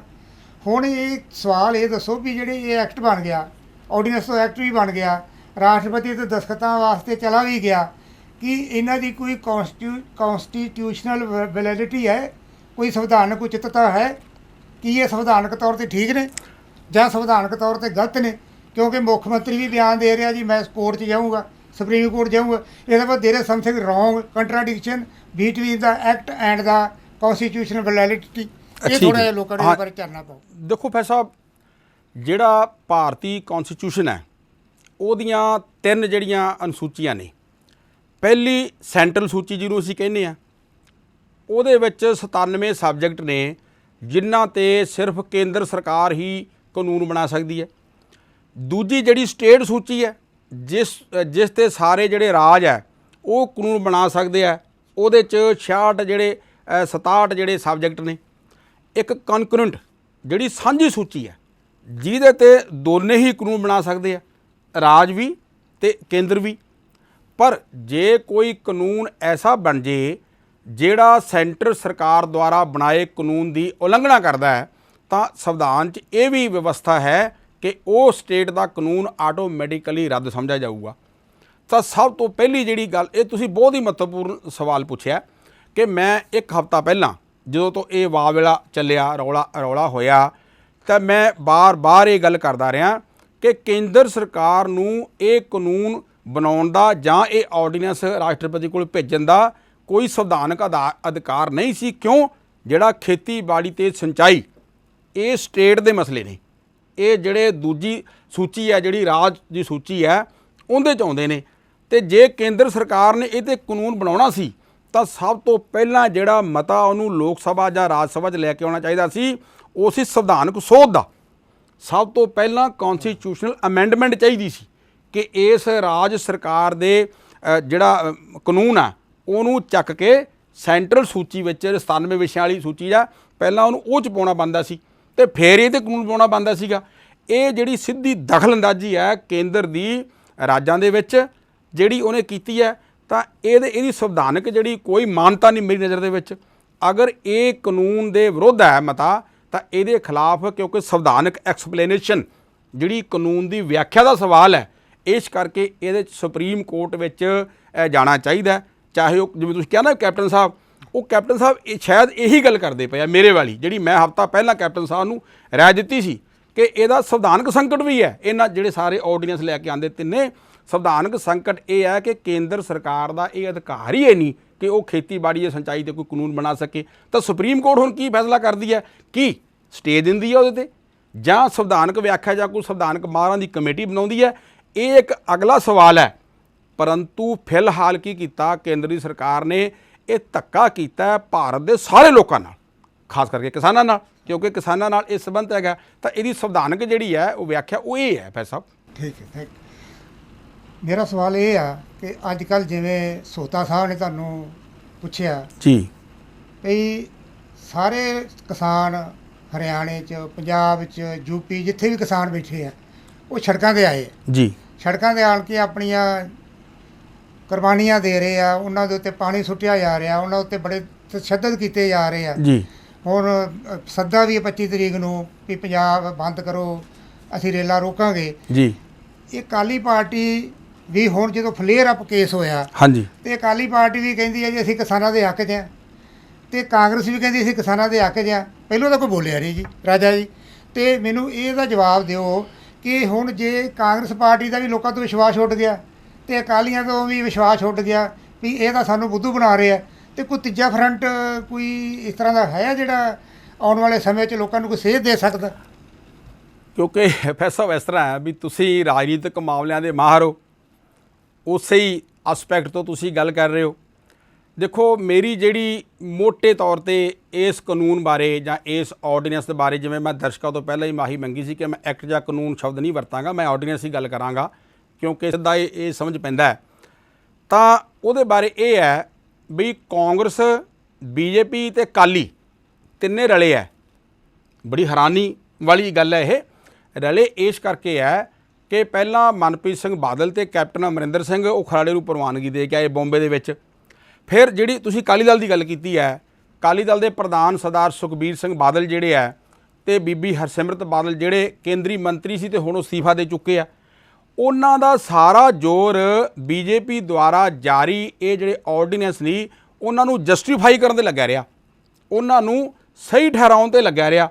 ਇੱਕ ਵਾਰੀ ਕੀ ਹੋਇਆ, ਮੈਂ ਟੀਵੀ ਤੇ ਵੇਖਿਆ ਕਿ ਸਰਦਾਰ ਸੁਖਬੀਰ ਸਿੰਘ ਬਾਦਲ ਕਹਿੰਦੇ ਵੀ ਕਿਸਾਨ ਹੁਣ ਇੰਨੇ ਖੁਸ਼ਹਾਲ ਹੋ ਜਾਣਗੇ, ਕਿਸਾਨ ਅਮੀਰ ਬਣ ਜਾਣਗੇ, ਕਿਸਾਨ ਹੈਲੀਕਾਪਟਰ ਖਰੀਦ ਲੈਣਗੇ, ਕਿਸਾਨ ਹਵਾਈ ਜਹਾਜ਼ ਖਰੀਦ ਲੈਣਗੇ। ਉਹਨਾਂ ਨੇ ਇਸ ਤਰ੍ਹਾਂ ਦੀਆਂ ਗੱਲਾਂ ਕੀਤੀਆਂ, ਮੈਂ ਹੈਰਾਨ ਹੋਇਆ। ਔਰ ਦੂਜੀ ਗੱਲ ਇਹ ਜਿਹੜੀ ਹੈ ਸਰਦਾਰ ਸੁਖਬੀਰ ਸਿੰਘ ਬਾਦਲ ਲਿਆਏ, ਉਹ ਕੇਂਦਰ ਤੋਂ ਇੱਕ ਚਿੱਠੀ ਲੈ ਆਏ, ਕਹਿੰਦੇ ਵੀ ਆਹ ਵੇਖੋ ਆਹ ਕੋਈ ਸਾਰਾ ਜਿਹੜਾ ਉਹ ਕਿਸਾਨਾਂ ਦੇ ਹੱਕ ਵਿੱਚ ਹੈਗਾ। ਉਹਨਾਂ ਨੇ ਬੜਾ ਜ਼ੋਰ ਲਾਇਆ, ਪਰ ਅਸਲ ਵਿੱਚ ਕੀ ਸੀ ਕਿ ਉਹ ਬੀਜੇਪੀ ਨੂੰ ਨਾਰਾਜ਼ ਨਹੀਂ ਸੀ ਕਰਨਾ ਚਾਹੁੰਦੇ। ਅਕਾਲੀ ਜਿਹੜੇ ਆ ਉਹ ਬੀਜੇਪੀ ਦਾ ਹੱਥ ਠੋਕਾ ਬਣ ਚੁੱਕੇ ਸੀ। ਬੀਬੀ ਹਰਸਿਮਰਤ ਨੂੰ ਜਾਂ ਜਿਹੜੇ ਕੇਂਦਰੀ ਮੰਤਰੀ ਸੀਗੇ ਉਹਨਾਂ ਨੂੰ ਅਸਤੀਫਾ ਨਹੀਂ ਸੀ ਦੇਣਾ ਚਾਹੁੰਦੇ, ਤੇ ਉਹਨਾਂ ਨੂੰ ਲੱਗਦਾ ਨਹੀਂ ਸੀ ਉਹਨਾਂ ਦੀ ਜਿਹੜੀ ਜਜਮੈਂਟ ਹੈ ਸਰਦਾਰ ਸੁਖਬੀਰ ਸਿੰਘ ਬਾਦਲ ਦੀ ਉਹ ਗਲਤ ਸਾਬਤ ਹੋ ਗਈ ਵੀ ਐਡੀ ਵੱਡੀ ਮੂਵਮੈਂਟ ਜਿਹੜੀ ਹੈ ਪੂਰੇ ਮੁਲਕ ਦੇ ਅੰਦਰ ਕਿਸਾਨ ਪੈਦਾ ਕਰ ਸਕਦੇ ਆ। ਤੇ ਜਦੋਂ ਸੁਖਬੀਰ ਸਿੰਘ ਬਾਦਲ ਲੋਕ ਸਭਾ 'ਚ ਬੋਲੇ, ਮੈਂ ਸੁਣਿਆ ਉਹਨਾਂ ਦੀ, ਮੈਂ 10-11 ਮਿੰਟ ਦੀ ਸੀ ਸਪੀਚ, ਸਾਰੀ ਦੀ ਸਾਰੀ ਮੈਂ ਸੁਣੀ, ਤੇ ਮੈਨੂੰ ਇਸ ਗੱਲ ਦੀ ਬੜੀ ਹੈਰਾਨਗੀ ਹੋਈ ਜਿਹੜਾ ਆਰਡੀਨੈਂਸ ਹੈ ਜਿਹਦੇ ਬਾਰੇ ਉੱਥੇ ਬਹਿਸ ਚੱਲ ਰਹੀ ਸੀ, ਸਰਦਾਰ ਸੁਖਬੀਰ ਸਿੰਘ ਬਾਦਲ ਨੇ ਨਾ ਤਾਂ ਉਹਦੀ ਕੋਈ ਧਾਰਾ ਦੱਸੀ, ਨਾ ਆਰਡੀਨੈਂਸ ਦਾ ਨਾਂ ਤੱਕ ਲਿਆ, ਨਾ ਇਹ ਦੱਸਿਆ ਵੀ ਕਿਸਾਨਾਂ ਦੇ ਵਿਰੁੱਧ ਕਿਵੇਂ ਆਏ, ਨਾ ਇਹ ਗੱਲ ਕੀਤੀ ਕਿ ਕਿਸਾਨਾਂ ਦੇ ਹੱਕ 'ਚ ਕਿਵੇਂ ਆ ਇਹ, ਨਾ ਹੀ ਸਰਕਾਰ ਤੋਂ ਇਹ ਮੰਗ ਕੀਤੀ ਕਿ ਇਸ ਜਿਹੜਾ ਆਹ ਆਰਟੀਕਲ ਆ ਜਾਂ ਇਹਦੀ ਆਰਡੀਨੈਂਸ ਦੀ ਆਹ ਮਾਦਾ ਹੈ ਇਹ 'ਤੇ ਬਹਿਸ ਹੋਣੀ ਚਾਹੀਦੀ ਹੈ। ਉਹਨਾਂ ਨੇ ਇੱਧਰ ਦੀਆਂ ਉੱਧਰਲੀਆਂ ਮਾਰ ਕੇ ਰਾਜਨੀਤਿਕ ਕਿਸਮ ਦੀਆਂ ਗੱਲਾਂ ਕਰਕੇ ਇਹ ਖਹਿੜਾ ਛਡਾ ਲਿਆ। ਹੁਣ ਦੋ ਗੱਲਾਂ ਵੀ ਮੈਂ ਨਹੀਂ ਸਮਝਦਾ ਕਿ ਸਰਦਾਰ ਸੁਖਬੀਰ ਸਿੰਘ ਬਾਦਲ ਨੂੰ ਇਸ ਆਰਡੀਨੈਂਸ ਬਾਰੇ ਪਤਾ ਹੀ ਨਾ ਹੋਵੇ। ਚਲੋ ਇਹ ਹੋ ਸਕਦਾ ਨਾ ਪਤਾ ਹੋਵੇ, ਤਾਂ ਜਿਹੜੇ ਕਾਨੂੰਨੀ ਮਾਹਰ ਹੈ, ਜਿਹੜੇ ਖੇਤੀ ਮਾਹਰ ਹੈ, ਕੋਈ ਸੁਪਰੀਮ ਕੋਰਟ ਦੇ ਸਾਬਕਾ ਜੱਜ ਹੈ, ਹਾਈ ਕੋਰਟ ਦੇ ਸਾਬਕਾ ਜੱਜ ਹੈ, ਉਹ ਉਹਨਾਂ ਦੀ ਰਾਏ ਵੀ ਲੈ ਸਕਦੇ ਸੀ, ਪਰ ਉਹਨਾਂ ਦਾ ਸਾਰਾ ਜ਼ੋਰ ਇਸ 'ਤੇ ਲੱਗਿਆ ਰਿਹਾ ਬੀਜੇਪੀ ਨੂੰ ਠੀਕ ਠਹਿਰਾਉਣ 'ਤੇ ਤੇ ਕਿਸਾਨਾਂ ਨੂੰ ਗੁੰਮਰਾਹ ਕਰਨ 'ਤੇ। ਪਰ ਜਦੋਂ ਬਿੱਲੀ ਥੈਲਿਓਂ ਬਾਹਰ ਆ ਗਈ, ਉਹਨਾਂ ਨੂੰ ਲੱਗਿਆ ਵੀ ਹੁਣ ਸਰਦਾ ਨਹੀਂ, ਤੇ ਬੀਬੀ ਹਰਸਿਮਰਤ ਬਾਦਲ ਨੂੰ ਕਹਿੰਦੇ ਵੀ ਹੁਣ ਤੈਨੂੰ ਅਸਤੀਫਾ ਦੇਣਾ ਪੈਣਾ। ਔਰ ਪਹਿਲੀ ਵਾਰੀ ਹੋਇਆ ਭਾਰਤ ਦੇ ਇਤਿਹਾਸ ਵਿੱਚ ਕਿ ਬੀਬੀ ਹਰਸਿਮਰਤ ਬਾਦਲ ਨੇ ਅਸਤੀਫਾ ਦਿੱਤਾ, 25 ਮਿੰਟ ਦੇ ਵਿੱਚ ਉਹ ਰਾਸ਼ਟਰਪਤੀ ਕੋਲ ਪਹੁੰਚ ਗਿਆ ਤੇ ਪ੍ਰਵਾਨ ਵੀ ਹੋ ਗਿਆ। ਇਹਦਾ ਮਤਲਬ ਬੀਜੇਪੀ ਪਹਿਲਾਂ ਹੀ ਚਾਹੁੰਦੀ ਸੀ ਬਈ ਤੁਸੀਂ ਯਾਰ ਖੇਡੋ ਆਪਦਾ। ਨਹੀਂ, ਮੇਰਾ ਪ੍ਰਸ਼ਨ ਇਹ ਰਹਿ ਗਿਆ ਵੀ ਹੁਣ ਇਹਦਾ ਥਰਡ ਫਰੰਟ ਕੋਈ ਸੇਧ ਜਿਹੜੀ ਕਿਸਾਨਾਂ ਨੂੰ ਕੋਈ ਦੇ ਸਕੇ। ਹਾਂ, ਤੁਹਾਡੀ ਇਹ ਗੱਲ ਰਹਿ ਗਈ। ਮੈਂ ਸਮਝਦਾ ਕਿ ਕਾਂਗਰਸ ਨੇ ਕਿਸਾਨਾਂ ਨੂੰ ਇਨਸਾਫ ਦੇਣ ਵਾਸਤੇ ਕੋਈ ਲੜਾਈ ਨਹੀਂ ਲੜਨੀ, ਨਾ ਉਹਨੇ ਕਦੇ ਲੜੀ ਹੈ। ਸੁਖਬੀਰ ਸਿੰਘ ਬਾਦਲ ਜਿਹੜੇ ਆ ਜਦ ਸ਼੍ਰੋਮਣੀ ਅਕਾਲੀ ਦਲ ਹੈ, ਬਾਵਜੂਦ ਇਸ ਦੇ ਕਿ ਬੀਬੀ ਹਰਸਿਮਰਤ ਬਾਦਲ ਜੀ ਨੇ ਆਪਦਾ ਅਸਤੀਫਾ ਵੀ ਦੇਤਾ, ਇਸ ਦੇ ਬਾਵਜੂਦ ਉਹ ਆਪਦੀ ਗਰਾਊਂਡ ਤਲਾਸ਼ ਕਰ ਲਿਆ, ਲੋਕਾਂ ਨੇ ਤਾਂ ਵੀ ਨਹੀਂ ਮੰਨਿਆ ਉਹਨਾਂ ਨੂੰ ਵੀ ਇਹ ਸਹੀ ਹੈਗੇ ਆ। ਕਿਵੇਂ? ਮੈਂ ਪਰਸੋਂ ਗਿਆ ਸੀ ਲੰਬੀ, ਬਾਦਲ ਜਿਹੜਾ ਉਹਦੇ ਘਰ ਦੇ ਅੱਗੇ ਕਿਸਾਨਾਂ ਨੇ ਧਰਨਾ ਲਾਇਆ ਹੈ, ਬਾਦਲ ਸਾਹਿਬ ਦੇ, ਉਹਨਾਂ ਦਾ ਬਾਹਰ ਨਿਕਲਣਾ ਘਰੋਂ ਬੰਦ ਕਰਤਾ ਕਿਸਾਨਾਂ ਨੇ, ਬਾਹਰ ਨਹੀਂ ਜਾ ਸਕਦੇ, ਅੰਦਰ ਨਹੀਂ ਜਾ ਸਕਦੇ। ਦੇਖੋ ਮੈਂ ਇਹ ਕਹਿਣਾ ਵੀ ਕਿਸਾਨ ਬੀਜੇਪੀ ਖਿਲਾਫ ਦਾ ਧਰਨਾ ਲਾਉਣ, ਪਰ ਜਦੋਂ ਅਕਾਲੀ ਦਲ ਹੁਣ ਛੱਡ ਚੁੱਕਾ ਉਹਦਾ, ਅਕਾਲੀ ਦਲ ਕਿਸਾਨਾਂ ਦੀ ਪਿੱਠ ਤੇ ਆ ਗਿਆ, ਤਾਂ ਹੁਣ ਧਰਨਾ ਕਿਉਂ? ਇਸ ਕਰਕੇ ਕਿ ਕਿਸਾਨਾਂ ਨੂੰ ਇਹ ਗੱਲ ਸਮਝ ਲੱਗ ਗਈ ਕਿ ਜਿਹੜਾ ਇਹ ਆਰਡੀਨੈਂਸ ਹੈ, ਜਿਹੜੀ ਇਹ ਕਿਸਾਨਾਂ ਦੀ ਲੁੱਟ ਹੋਣੀ ਹੈ, ਇਹਦੇ ਵਿੱਚ ਸੁਖਬੀਰ ਸਿੰਘ ਬਾਦਲ ਤੇ ਸ਼੍ਰੋਮਣੀ ਅਕਾਲੀ ਦਲ ਬਰਾਬਰ ਦਾ ਭਾਈਵਾਲ ਹੈ। ਉਹਨਾਂ ਨੇ ਅੱਜ ਤੱਕ ਹੀ ਨਹੀਂ ਮੰਨਿਆ ਕਿ ਜਿਹੜਾ ਅਸਤੀਫਾ ਦਿੱਤਾ, ਇਹਨਾਂ ਨੇ ਅਸਤੀਫਾ ਦੇਣਾ ਚਾਹੀਦਾ 3 ਜੂਨ ਨੂੰ, ਜਦੋਂ ਖਰੜੇ ਤੇ ਬੀਬੀ ਹਰਸਿਮਰਤ ਬਾਦਲ ਨੇ ਸਾਈਨ ਕਰਕੇ ਤੇ ਰਾਸ਼ਟਰਪਤੀ ਕੋਲ ਭੇਜਿਆ, ਉਦੋਂ ਕਿਉਂ ਨਾ ਦਿੱਤਾ? ਅੱਛਾ, ਤੀਜੀ ਤੁਹਾਡੀ ਗੱਲ ਰਹੀ, ਤਾਂ ਜਿਹੜਾ ਤੀਜੀ ਧਿਰ ਜਿਹੜੀ ਹੈ ਹੁਣ ਪੰਜਾਬ ਦੇ ਅੰਦਰ, ਦੇਖੋ ਆਮ ਆਦਮੀ ਪਾਰਟੀ ਦੇ ਵਿਰੋਧ ਹੈ, ਜਿੰਨੀ ਕੁ ਉਹਨਾਂ ਦੀ ਤਾਕਤ ਹੈਗੀ ਹੈ ਉਹ ਲੜ ਵੀ ਰਹੇ ਹੈਗੇ ਆ। 3 ਮੈਂਬਰ ਉਹਨਾਂ ਦੇ ਰਾਜ ਸਭਾ 'ਚ ਹੈ ਤੇ 1 ਮੈਂਬਰ ਉਹਨਾਂ ਦਾ ਲੋਕ ਸਭਾ ਦੇ ਵਿੱਚ ਹੈਗਾ। ਤਾਂ ਜੇ ਕੁਛ ਲੈ ਦੇ ਕੇ ਮੈਨੂੰ ਲੱਗਦਾ ਹੈ ਤਾਂ ਉਹ ਸਰਦਾਰ ਸੁਖਦੇਵ ਸਿੰਘ ਢੀਂਡਸਾ ਵਾਲਾ ਜਿਹੜਾ ਅਕਾਲੀ ਦਲ ਡੈਮੋਕ੍ਰੇਟਿਕ ਹੈ, ਜਿਹਨੇ ਸ਼ੁਰੂ ਤੋਂ ਇਹ ਗੱਲ ਕਹੀ ਕਿ ਇਹ ਖਰੜਾ ਕਿਸਾਨਾਂ ਦੇ ਹਿੱਤ ਵਿੱਚ ਨਹੀਂ, ਇਹ ਆਰਡੀਨੈਂਸ ਕਿਸਾਨਾਂ ਦੇ ਹਿੱਤ ਵਿੱਚ ਨਹੀਂ। ਅਗਰ ਕਿਉਂਕਿ ਅਕਾਲੀ ਦਲ ਹੈ, ਉਹ ਸ਼੍ਰੋਮਣੀ ਅਕਾਲੀ ਦਲ ਹੈ, ਸਿੱਖਾਂ ਦੀ ਪਾਰਟੀ ਹੈ, ਅਗਰ ਸਰਦਾਰ ਸੁਖਦੇਵ ਸਿੰਘ ਢੀਂਡਸਾ ਇਸ ਮੂਵਮੈਂਟ ਨੂੰ ਅੱਗੇ ਵਧਾਉਂਦੇ ਨੇ ਤਾਂ ਮੈਨੂੰ ਲੱਗਦਾ ਹੈ ਵੀ ਉਹਨਾਂ ਨੂੰ ਕਿਸਾਨਾਂ ਦਾ ਵੱਡੇ ਪੱਧਰ ਤੇ ਸਮਰਥਨ ਵੀ ਹਾਸਲ ਹੋ ਸਕਦਾ ਤੇ ਇਹ ਆਉਣ ਵਾਲੀਆਂ ਵਿਧਾਨ ਸਭਾ ਜਿਹੜੀਆਂ ਪੰਜਾਬ ਦੀਆਂ 2022 ਦੇ ਵਿੱਚ ਉਹਦਾ ਭਵਿੱਖ ਵੀ ਨਿਸ਼ਚਿਤ ਕਰ ਸਕਦੀਆਂ ਨੇ। ਕਿਵੇਂ? ਕਿ ਸਰਦਾਰ ਸੁਖਦੇਵ ਸਿੰਘ ਢੀਂਡਸਾ ਦਾ ਸਮਝੌਤਾ ਆਮ ਆਦਮੀ ਪਾਰਟੀ ਨਾਲ ਵੀ ਹੋ ਸਕਦਾ ਤੇ ਵਿੱਚੋਂ ਸੁਣੀ ਸੁਣਾਈ ਗੱਲ ਹੈ, ਕਹਿੰਦੇ ਵੀ ਬੀਜੇਪੀ ਨਾਲ ਗੱਲਬਾਤ ਚੱਲ ਰਹੀ ਹੈ, ਪਰ ਜੇ ਉਹਨਾਂ ਦਾ ਵਿਰੋਧ ਬੀਜੇਪੀ ਨਾਲ ਇਸ ਕਦਰ ਰਾਜ ਸਭਾ 'ਚ ਹੋਇਆ ਤਾਂ ਹੋ ਸਕਦਾ ਬੀਜੇਪੀ ਉਹਨਾਂ ਨਾਲ ਸਮਝੌਤਾ ਕਰੇ। ਪਰ ਜਿਹੜੀ ਤੁਸੀਂ ਤੀਜੇ ਫਰੰਟ ਦੀ ਗੱਲ ਕਰਦੇ ਹੋ ਤਾਂ ਉਹਦੀ ਅਗਵਾਈ ਮੈਨੂੰ ਲੱਗਦਾ ਹੈ ਵੀ ਸਰਦਾਰ ਸੁਖਦੇਵ ਸਿੰਘ ਢੀਂਡਸਾ ਕਰ ਸਕਦੇ ਆ। ਪ੍ਰਿੰਸੀਪਲ ਸਾਹਿਬ ਬਹੁਤ ਬਹੁਤ ਮਿਹਰਬਾਨੀ। ਦੋਸਤੋ ਮੈਂ ਦੱਸਣਾ ਚਾਹੁੰਦਾ ਕਿ ਬਤੌਰ ਪ੍ਰਿੰਸੀਪਲ ਆਪਣੀਆਂ ਸੇਵਾਵਾਂ ਦੇ ਚੁੱਕੇ ਸ਼੍ਰੀ ਮੁਕਤਸਰ ਸਾਹਿਬ ਗਵਰਨਮੈਂਟ ਕਾਲਜ ਤੋਂ ਰਿਟਾਇਰ ਹੋ ਚੁੱਕੇ ਨੇ ਸਰਦਾਰ ਸਵਰਨ ਸਿੰਘ ਜੀ, ਔਰ ਇਹਨਾਂ ਨੇ ਬੜੇ ਅਹਿਮ ਪ੍ਰਸ਼ਨ ਪੁੱਛੇ ਨੇ ਔਰ ਇੱਕ ਰਾਜਨੀਤਿਕ ਜਿਹੜੀ ਸਬਜੈਕਟ ਹੈ, ਪੋਲੀਟੀਕਲ ਸਬਜੈਕਟ ਪੜ੍ਹਾਉਣ ਦੇ ਨਾਲ ਉਹ ਜਿਹੜੀ ਰਾਜਨੀਤਿਕ ਮਤਲਬ ਕਹਿ ਸਕਦੇ ਦਿੱਖ ਸੀ ਇਹਨਾਂ ਦੇ ਪ੍ਰਸ਼ਨ ਤੋਂ ਸਾਫ਼ ਨਜ਼ਰ ਆ ਰਹੀ ਹੈ। ਤੇ ਦੋਸਤੋ ਚਰਚਾ ਨੂੰ ਅੱਗੇ ਵਧਾਉਂਦੇ ਆ, ਮੈਂ ਚੈਨਲ ਹੈਡ ਮੋਹਨ ਮਕਬੂਲ ਜੀ ਮੇਰੇ ਅੱਜ ਇਸ ਪ੍ਰੋਗਰਾਮ ਦਾ ਹਿੱਸਾ ਬਣੇ ਨੇ, ਉਹਨਾਂ ਨੂੰ ਬੇਨਤੀ ਕਰਦਾ ਕਿ ਉਹ ਰਾਜਾ ਜੀ ਅੱਜ ਸਾਡੇ ਅੜਿੱਕੇ ਚੜੇ ਨੇ, ਉਹਨਾਂ ਕੋਲ ਹਰ ਪ੍ਰਸ਼ਨ ਦਾ ਉੱਤਰ ਜਿਹੜਾ ਹੈ ਉਹ ਜ਼ਰੂਰ ਲੈਣ। ਕੁਝ ਉਹਨਾਂ ਦੇ ਜ਼ਿਹਨ ਦੇ ਵਿੱਚ ਪ੍ਰਸ਼ਨ ਨੇ। ਜੀ ਮਕਬੂਲ ਜੀ। ਜੀ ਸੋਤਾ ਜੀ, ਸ਼ੁਕਰੀਆ। ਰਾਜਾ ਜੀ ਥੈਂਕ ਯੂ, ਤੁਸੀਂ ਅੱਜ ਸਮਾਂ ਕੱਢਿਆ ਸਾਡੇ ਲਈ। ਜਿੱਦਾਂ ਸੋਤਾ ਜੀ ਨੇ ਜਿਹੜੀ ਗੱਲਬਾਤ ਸਟਾਰਟਿੰਗ ਕੀਤੀ ਹੈ ਖੇਤੀ ਆਰਡੀਨੈਂਸ ਦੇ ਉੱਤੇ, ਵੀ ਇਹ ਜਿਹੜੇ ਆਰਡੀਨੈਂਸ ਨੇ ਇਹਨਾਂ ਬਾਰੇ ਬਹੁਤ ਜਿਹੜੀ ਕਿਸਾਨ ਹੈ ਜਾਂ ਜਿਹੜੇ ਰਾਜਨੀਤਿਕ ਲੋਕ ਨੇ ਜਾਂ ਹੋਰ ਵੀ ਸਾਡੇ ਵਰਗੇ ਲੋਕ ਆ ਜਿਨ੍ਹਾਂ ਨੂੰ ਇਹਦੇ ਬਾਰੇ ਪਤਾ ਨਹੀਂ ਹੈ ਪੂਰਾ ਵੀ ਹੈ ਕੀ ਹੈ। ਇਹ ਖੇਤੀਬਾੜੀ ਦਾ ਜਿਹੜਾ ਆਰਡੀਨੈਂਸ ਲਿਆਂਦਾ ਗਿਆ ਹੈ, ਜਿਹਨੂੰ ਤੁਸੀਂ ਦੱਸਿਆ ਅਧਿਆਦੇਸ਼ ਵੀ ਕਹਿੰਦੇ ਨੇ, ਵੀ ਬਹੁਤ ਇੱਕ ਕਿੱਦਾਂ ਦੀ ਕੋਈ ਐਮਰਜੈਂਸੀ ਹੋ ਗਈ ਵੀ ਇਹਨੂੰ ਲਿਆਉਣਾ ਪਿਆ, ਵੀ ਇਹ ਲੋਕਾਂ ਦੇ ਜਿਹੜੇ ਫਾਰਮਰ ਨੇ ਖੇਤੀਬਾੜੀ ਕਰਦੇ ਨੇ ਉਹਨਾਂ ਦੇ ਹੱਕ 'ਚ ਹੈ ਜਾਂ ਮਤਲਬ ਨਹੀਂ ਹੱਕ 'ਚ। ਇਹਦੇ ਵਿੱਚ ਸਭ ਤੋਂ ਵੱਡੀ ਗੱਲ ਹੈ ਜਿਹੜੀ ਇੱਕ ਉਸ ਤੋਂ ਪਹਿਲਾਂ ਤੁਸੀਂ ਦੱਸ ਚੁੱਕੇ ਹੋ ਆਰਡੀਨੈਂਸ 1 ਕੀ ਹੈ 2 ਕੀ ਹੈ। ਇੱਕ ਆਰਡੀਨੈਂਸ ਹੈਗਾ ਕੰਟਰੈਕਟ ਫਾਰਮਿੰਗ। ਹਾਂਜੀ, ਇਹ ਕੀ ਹੈ ਰਾਜਾ ਜੀ? ਇਹਨੂੰ ਸੌਖੀ ਭਾਸ਼ਾ ਦੇ ਵਿੱਚ ਆਪਾਂ ਜੇ ਤੁਸੀਂ ਸਾਨੂੰ ਦੱਸੋ, ਸਾਡੇ ਦਰਸ਼ਕਾਂ ਨੂੰ ਪਤਾ ਲੱਗੇ ਵੀ ਇਹ ਕੀ ਹੈ ਜਿਹੜਾ ਹੈਗਾ ਕੰਟਰੈਕਟ ਫਾਰਮਿੰਗ ਕੀ ਹੈ, ਤਾਂ ਜੋ ਸਾਰੇ ਸਮਝ ਸਕਣ ਇਹਨੂੰ। ਦੇਖੋ ਮੈਂ ਪਹਿਲਾਂ ਹੀ ਬੇਨਤੀ ਕੀਤੀ ਸੀ ਮਕਬੂਲ ਸਾਹਿਬ ਜੀ ਕਿ ਇਹ ਜਿਹੜੇ ਆਰਡੀਨੈਂਸ ਨੇ ਜਾਂ ਜਿਹੜੇ ਹੁਣ ਜਿਵੇਂ ਪ੍ਰਿੰਸੀਪਲ ਸਾਹਿਬ ਦੱਸ ਕੇ ਗਏ ਆ ਵੀ ਇਹ ਹੁਣ ਐਕਟ ਬਣ ਗਏ, ਕਾਨੂੰਨ ਬਣ ਗਏ, ਸਿਰਫ ਰਾਸ਼ਟਰਪਤੀ ਮਹੋਦਿਆ ਦੀ ਜਿਹੜੀ ਮੋਹਰ ਆ ਉਹ ਬਾਕੀ ਆ। ਇਹਦੀ ਭਾਸ਼ਾ ਜਿਹੜੀ ਆ ਨਾ ਇਹਨਾਂ ਦੀ, ਇਹ ਮੈਨੂੰ ਐਂ ਲੱਗਦਾ ਵੀ ਇਹ ਸੋਚ ਸਮਝ ਕੇ ਇਹ ਇੱਕ ਸਾਜ਼ਿਸ਼ ਦਾ ਹਿੱਸਾ ਹੈ, ਕਿਉਂਕਿ ਕਿਸਾਨ ਜਿਹੜਾ ਨਾ ਉਹ ਤਾਂ ਸਿੱਧੀ ਭਾਸ਼ਾ ਸਮਝਦਾ, ਜਿਵੇਂ ਜੱਟ ਬੋਲੀ ਸਮਝਦਾ। ਰਾਜੇ ਤੁਸੀਂ ਇਹ ਕਹਿੰਦੇ ਵੀ ਇਹ ਜਾਣ ਬੁੱਝ ਕੇ ਮੈਨੂੰ ਸਮਝ ਹੀ ਨਾ ਸਕੇ ਕੋਈ? ਹਾਂ, ਵੀ ਇਹਨੂੰ ਸਮਝ ਨਾ ਸਕੇ ਕੋਈ।